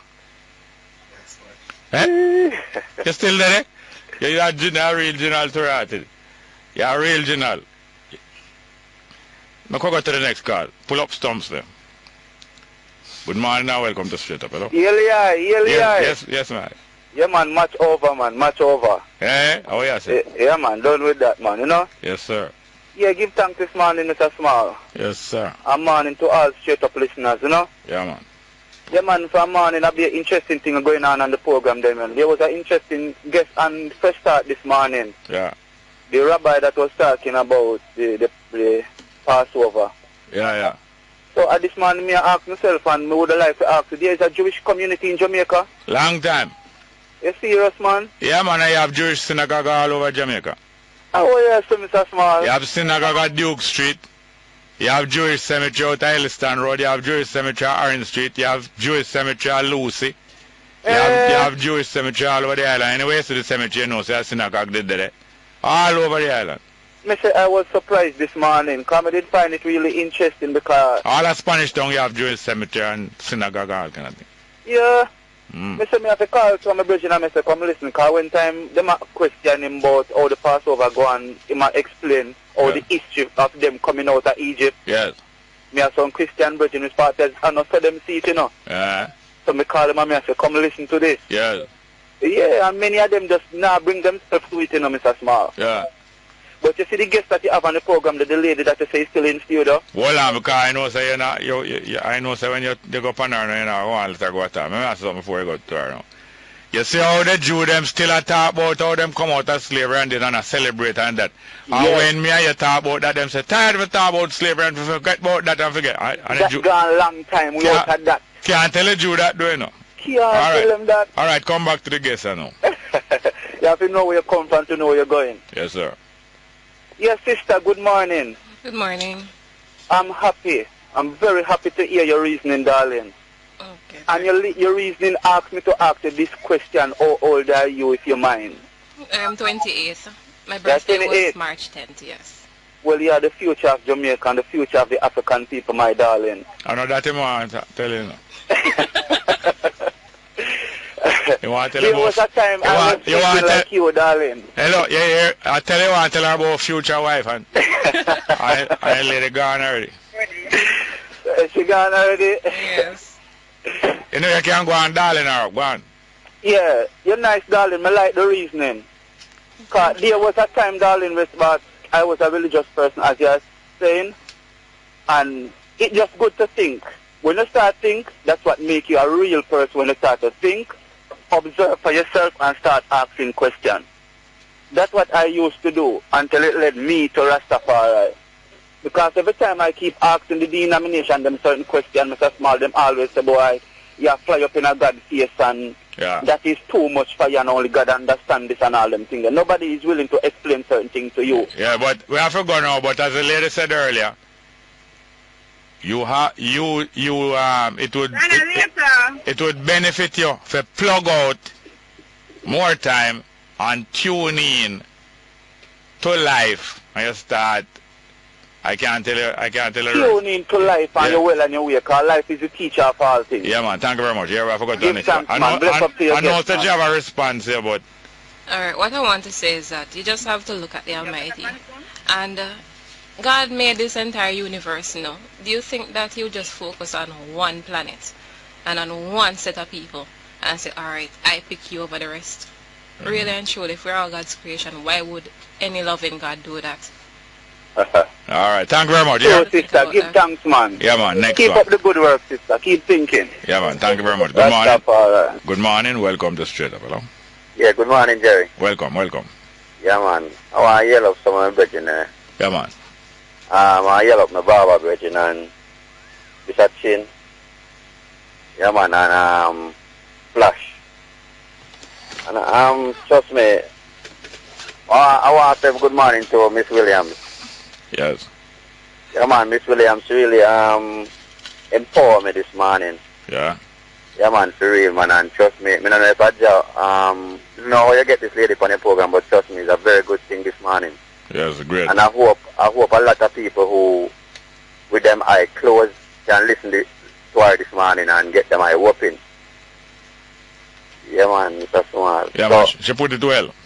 Yeah, man. Because I was there before, you know, so I know exactly what you're talking about. Yeah. And if we get more people to open air like that, you know, we're going to have a better, what you call it now? We have a better human being that really act with one another better and understand each other more. Yes, better understanding. Yes, sir. Yes, that's Small. Pick up yourself, man, and continue good work and have a good weekend. Thank you very much. Yes, sir. Yeah. Good morning. Welcome to Straight Up. Hello. Me want a divorce. So, alright, that's my husband, people. I want a divorce. No up to know nobody no call her Mrs. anything in her beer, Miss Williams, and things dark. Things dark. Come again. Things dark, man. Hey, it's a married woman who know how to talk to you, you know. Eh? Yeah, man. I have to defend me thing, man. Eh? That is our regular caller that him protect him spouse. Man, she down to earth to them, man. She wants to say something. Honey, I was just about to say, you know, my husband loves to hear Williams-Massie. Yes. Please include Massie. Yes. Yeah, say it about 5 more times for me now. Am I Lada Massie? Yes, sir, you're correct. Huh? Yeah. Jerry. Yes, sir. I want to point out something to you. It's not that I give it people praise. Yes, sir. But, you know, self-praise is no recommendation, so you accept what you get while you get it. Yeah. That young lady there is a blessing to my life, and mostly because of this. Yeah. You know, she thinks. Yes. She put herself in a position where she is objective, and she's not afraid to admit that she is wrong. She's open-minded. Yes. And because at that position, she stand out so much that she became a GP at the age of 24. Yes, I saw that on the resume, Justice at the Peace at the age of 24. Among about 100 other things. Yeah, man. But, you know, I just want to call in. It was a good interview, and, you know, you have good people who are married in your studio. So, yeah. Yeah, man. Warning. So, yeah, man. All the best. All right, look here now. Yeah. You have to go urinate on all of the tree and all of the hydrant right around the campus. Because I saw you mark out your territory. And when the other people them come smell them, say one big bad Rottweiler about here, I'm not staying. Because you can smell the DNA. What I know, but just because I not do it in idea don't mean I'm not doing it at all. Oh, that. All right. I have to pray for him. Yes. All right, I was some not pure nasty joke. Him tell us since morning, but them clean man, I lie. No nasty. It make we laugh before it reach a bad part. Yeah. All right, till him gone. All right, we'll hear this now. Music. You had the better hold on to what you got. Someone will have it before you can count. Yes, may I tell you, not even 1, 2, 3. Good morning, welcome to Straight Up, hello? Morning, welcome, Straight Up. Go ahead, please. Next one. Next one. Good morning and welcome to Straight Up. Morning. Welcome. Hi, Robin. Yes, ma'am. How are you doing, ma'am? I'm good. Uh-huh. Are you good too? You're short? Always. But no short or nothing. Okay. Just in statue. Yes, ma'am. Now I understand why outer space is on cloud 9. All the while, yes. Yes, sir. And I am going through that kind of same religion church thingy. Yes. But, you know, one thing I always hold dear to because I don't fully understand what the people ever say. Yeah. And I try to baptize me off or something. Yeah. No, not until I'm clear about what I'm getting myself into. Yeah. So, yeah, up a church, I try to get me in them, you know, denomination and them whatever. But me not understand all for something, so me I take the time, one step. Yes. And then I decide what to do. Yes. Thank you, and thank you, guest. Yes, ma'am. Mrs. Massie, Mrs. Crisanna, Yes. Williams-Massie.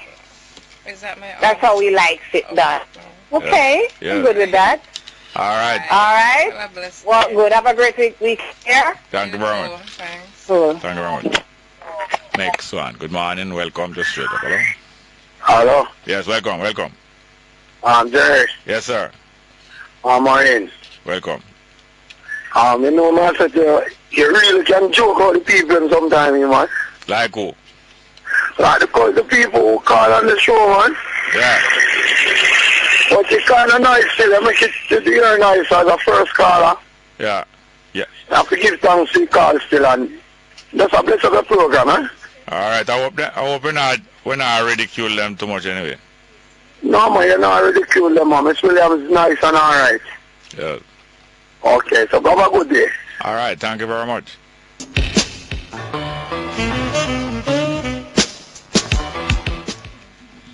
Welcome back to Straight Up. I'm going to read some text messages, please. Next one. Jerry, try and make good contribution in life. That your name can be called in history, like Manley, PJ, Portia, and the rest. Too much negatives, man. Get wise. Well, I wouldn't want my name. I wouldn't mind. Well, it depends on which Manley I talk, but I wouldn't want. I'm not working for my name calling in the same breath as these people your name. I'm not trying to go on like a better than them, but I certainly know say them divert completely off of what the original national movement was about. Them what your name? If it's Michael Manley attack and PJ and Portia, them divert completely off what the original national movement was about. So I'm not yes, let me guess answer something. In terms of that text message, I don't know where that person got that idea, but in terms of Jerry's influence, it is far-reaching. And the persons in this society who actually have the power to change the society, they listen to Jerry. And I haven't heard anybody say anything about Jerry more than what he's doing is good and he's opening the eyes of the people, which is what is necessary to move forward. Well, no, I'm sure that is not the only thing that people say, but thank you for your compliment. But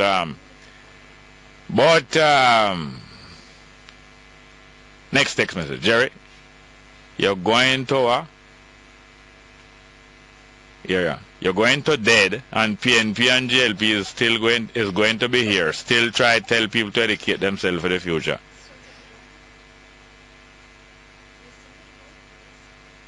You're still in the fear. You're still living in fear. Next one. Jerry's solution sound good. And I love the message he's sending. Or solution, the artist, yes. But tell him that sex is not negative, coming from Errol Hobson. I don't know. I never listened good. Did he say that or intimate that? I never listened that part. Next one. Jerry, you're talking like people live in forest. This is modern time and we have to incorporate ourselves in the world. And it has become a global, so know what you are saying. You don't even indicate what you're talking about, but one thing I know that you have to bow. You don't have to bow to you believe that you have to bow to everything that predominates in the world. You can't go and believe that. Next one. Next one. Jerry, when people giving you a conscious argument, you run and cut the call. You're too self-indulgent. You become senile. Well, let us see. I say the same person sent the text message before. What? Jesus. And them send some before them same one say about you're going dead and PNP and JP. So they're getting some money for this work. Next one. Jerry, the student you are interviewing is at JP from the age of 24. Somebody out there know you. Outside of the astronaut. Back to the phone. Good morning and welcome to Straight Up. Hello. Morning, Jerry. Yes, sir. Welcome. Morning. Good morning, Mrs. Williams-Massie. Good morning, sir. Yeah. Thank you for the light you have shed today, you know. You're most welcome. About the Messiah being a liberator. Yes, that's Never exactly quite thought of it that way. And I like the whole idea of you reading the Bible, seeing the message from back then, but applying it into today's context, you know? Not hearing you do. That's exactly what you need to do, you know? You can't live other people's life for them, you know? Yeah, because that is how I always explain to people my view of how I see the difference between Rasta and Christian. I always say Christian read the thing and stuck in the past. But the Rasta man read the same Bible, but apply the thing into today's context, you know. And the whole idea of Rastafari being taught from as early as primary school, I can deal with that too, you know. Okay. I hang up and listen. All right. All right, Jerry. Yes, man. Thank you. In terms of actually teaching Rastafarianism in school, and it's more about embracing what we have as a culture. We can't expect to look outside of Jamaica for people to tell us exactly what to do. So we have to embrace our own, and the Rastafarian philosophy, as far as I know, is a good philosophy. And they teach about self. You have to know yourself. You have to know before you can actually be.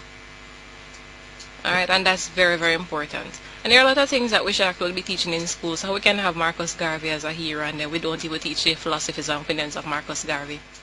By the way, just quickly, you think that is accidental? No. I think it was deliberate, because when I read that book, I was like, oh my God. It was like, this is really, really powerful stuff. Yeah. And if I knew that as a teenager, only God knows what I'll be doing right now. The ministries of education and the administration of politicians over the years, not urgent for Marcus Garvey to be understood. Because they know that that would lead to some transformation amongst the people that would not really suit them. But we're going to go to another phone call. Good morning, welcome to Straight Up. Hello. Yeah, Jerry. Welcome. Yeah, man, I got a taxi break. Yeah, man. Go ahead, please. Wow, man. May I hear you? All right, next one. Yeah, morning. Welcome. Good morning. Yeah, Miss Williams or Mrs. Williams. Are you on social media? I'm on Facebook, yes. Alright, I'm going to ask you to give us a link. because the amount of things that I didn't get the first part of the thing, but what I heard of the latter part, I realized that I missed out on a lot of stuff. I think you should probably start a Facebook page, separate and apart from probably a personal Facebook thing, where you kind of express yourself and spread, well, as Jerry says, put your light out there to help kind of lit the way for other persons who are searching. And one thing that I really appreciate that you delved into is which is I think is one of the most important thing, as Jerry is always saying, is self. Because even when people call a program with their problem, usually they need people to help, to direct them in helping themselves. Not just to give them the solution, but to help yourself.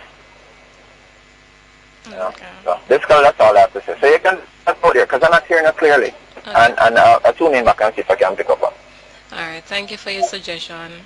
All right, thank you very much. However, I must tell you, I am on Facebook. However, I do not spend a lot of my time there because I realize it's something that consumes you.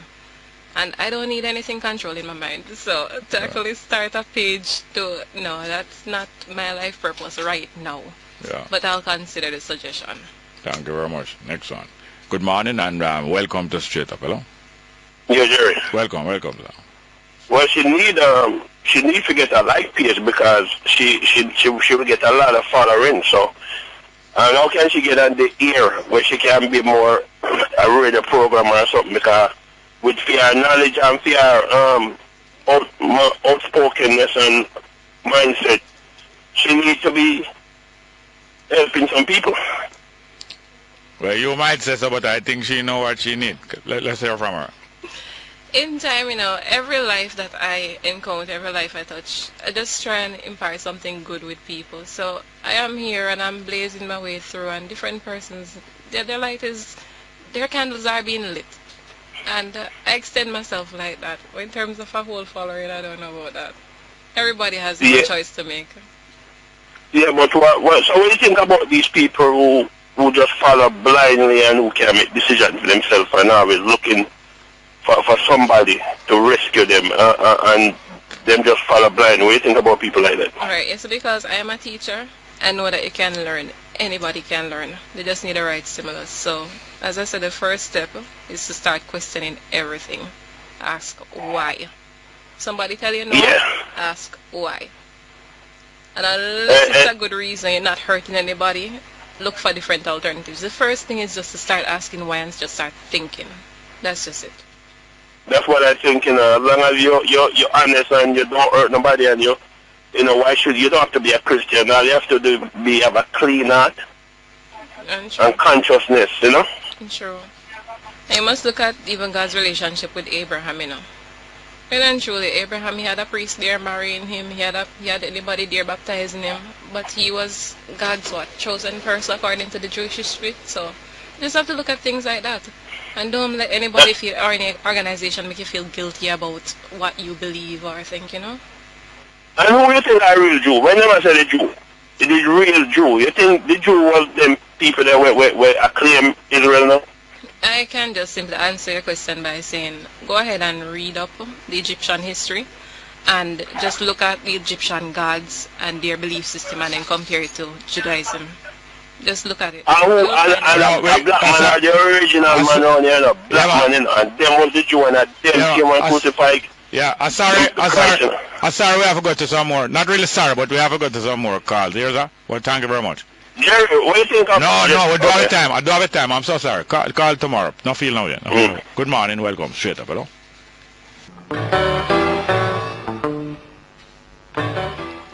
Welcome back to Straight Up. Hello. Good morning. Indeed, Brother Jerry. Yeah, Wagwan. Welcome to your guests on board. Yeah. Good morning, ma'am. Good morning. I must say I joined the conversation late due to some necessary distraction. Are you a student of the university? Yes, I am a student right now. Okay. There is something that some of us out here in Radio Land, in my neck of the woods, have been pondering on for quite some time, and I would like you to give me your comment on this. What is the role of the university in terms of individuals? who attend the university and the impact on them? I don't really understand the question, but the university is just like any other system. It's a school system, so it's literally there to program persons. Now, how you deal with that programming is up to you. Okay, the university has put out thousands, indeed hundreds of graduates over the years. Many of them, a significant number of them, has gone into Jamaican politics. Now, you will agree that the university and its intention is to produce persons of excellence who should strive to make a difference and should be of high standard and quality. How come is it, my dear, that when these persons go into politics and in governance, the level of standard of excellence does not seem to bear out what they should have taken from their higher learning? Okay, it's just like in the New Testament where Jesus said that you cannot pour new wine into old wineskins. Yes. It's the same thing. They have these thoughts, these innovative thoughts, and some of them they really want to help the country, but they go into a system and instead of actually creating something new, they're trying to modify what was already there, and those are just old thoughts and concepts of people long gone. It served them, but it's not serving the society now. And the thing about it, they're trying to merge the old with the new, and they lose themselves. That's just all I see it as. You think that trend will change anytime soon? And you have a pardon me, no? Yes. Because it's way down in the program, and I know you alone could answer enough sensible questions for last the rest of the program. I must say indeed to that. I'll yield. Thank you very much. Yes, sir? Indeed. Good morning and welcome to Straight Up. Hello? Good morning. Welcome to Straight Up. Go ahead, please. Next one. Good morning. Welcome. Straight Up. So a pirate ship traveling through the sea. And pirate look out on the sea and see the British merchant ship, one British battleship coming towards it. Pirate shout out to him crew, pass my red shirt. And they went into battle. And the pirate came out victorious. Few days later the pirate said, 2 British ships on the horizon. He screamed out, pass the red shirt. So he put on the red shirt. So before they go into battle, first mate come up and say, hey, Captain, how come you always wear your red shirt? He said, well, I bring a lot of moral and courage to my men. And it's a possibility I might get injured. So I don't want them to see me bleeding. So I'll wear the red shirt. And gone into battle and was successful. Couple of days later, Captain look out on the sea and see 20 British ships. So the captain pull out his sword. So the first mate run up and he said, Captain, should I go and get the red shirt? He said, no, get me brown pants. All right, Captain. Yeah, what? Thank you, David. Bye-bye. All right. All right, I tell you. Brown pants. Good morning and welcome to Straight Up. Hello? Hello. Yes. What am I pretending? Yes, sir. Greetings, Brother Jabber. How art thou? Fine, thank you. Give thanks, man. Empress? Hello? How are you? I am fine. How are you? Well, poco, but hanging on in there strongly.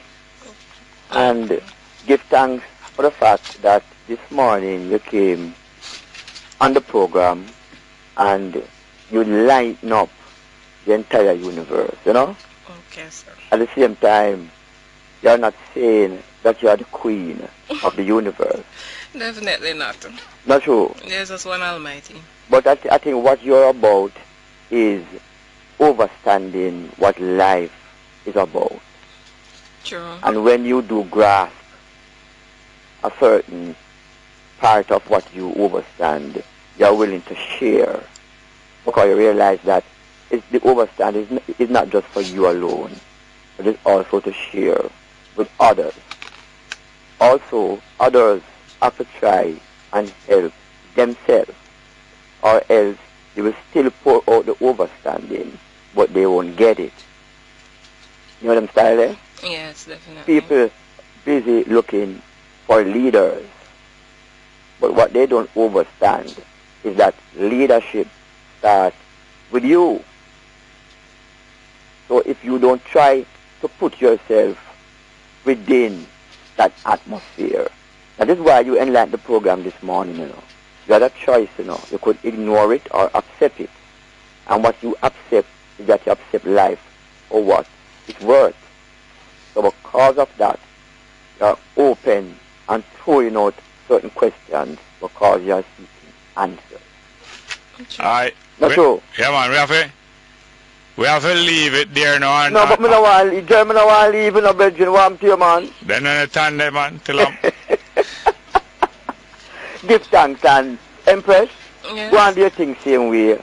And Jeremy brethren, although them are antagonize you for your program, just go and push through because enough Jamaicans rather are depending on us to be truthful and to be wise. Alright, we go hear the vuvuzela again.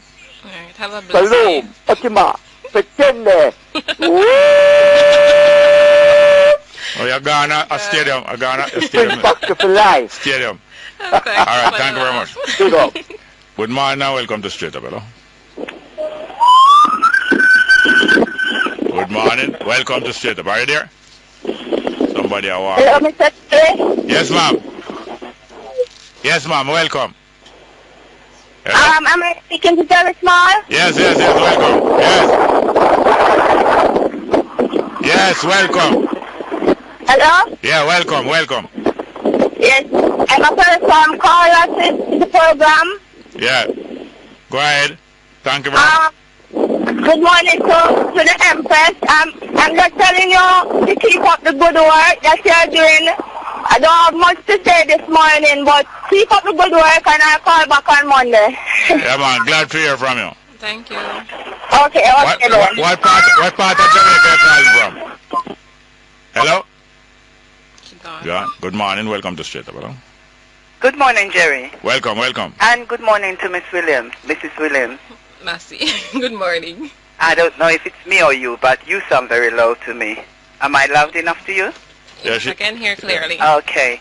I didn't get half of the program because I've got my radio on and I was in the garden. But from what I was listening to, I thought I must call. Yes.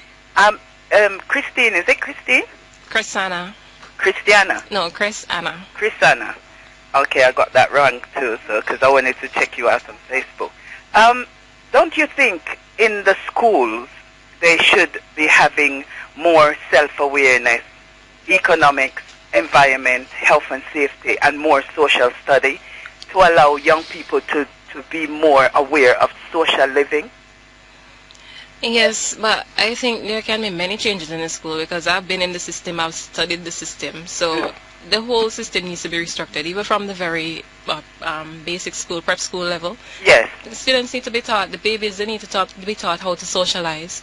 And they can remember a lot of things, so instead of boggling their mind with very complex things, teach them about their right as a Jamaican, their right as a human. Yes. They love that thing, and most importantly, how to socialize. Yes. That's a key aspect. Because that encourages liberty and unity amongst each other. And I'm so glad that you are this young and you can open up so many eyes, because I think it's a shame that young persons are so backward thinking in a day like today, and although I'm not either party people, I admire those young people for going up and standing, because this is the grounds in all part of Jamaica, apart from going into people's personal living space.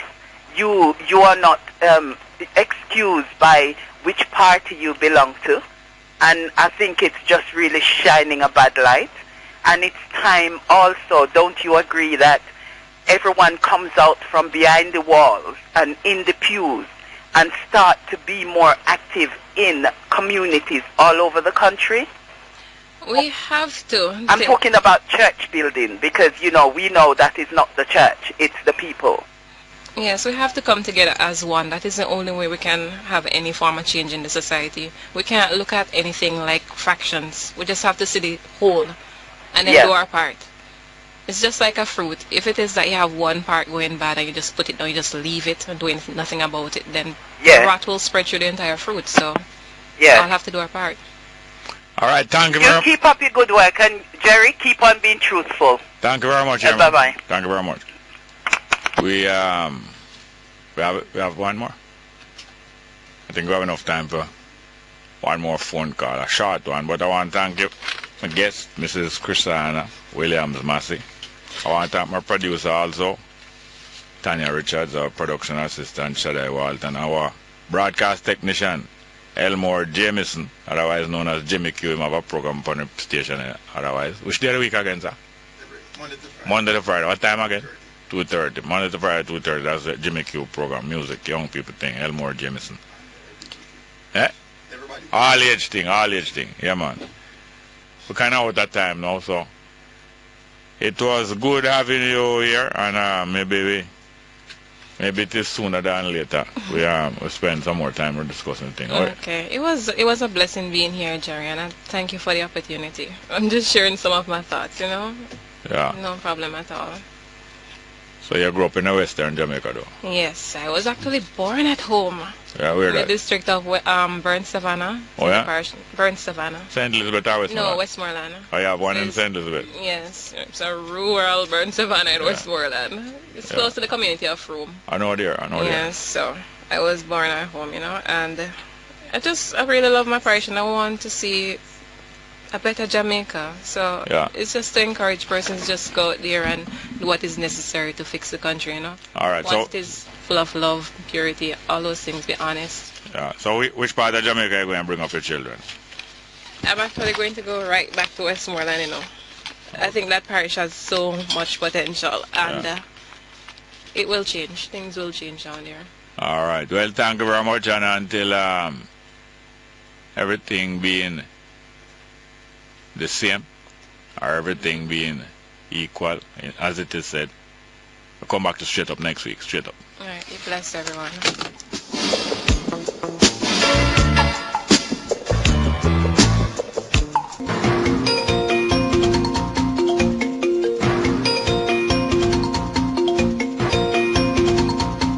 Good afternoon. It's time for the midday news here on News Talk 93 FM. I'm Errol Lee. Coming up in this newscast, trade unions reject 5% wage offer by government. Business leaders urge to mentor young entrepreneurs. Meeting of JLP MPs to discuss failure by opposition leader to replace senators rescheduled to Monday. And alleged cattle thief chopped and beaten to death in Trelawney.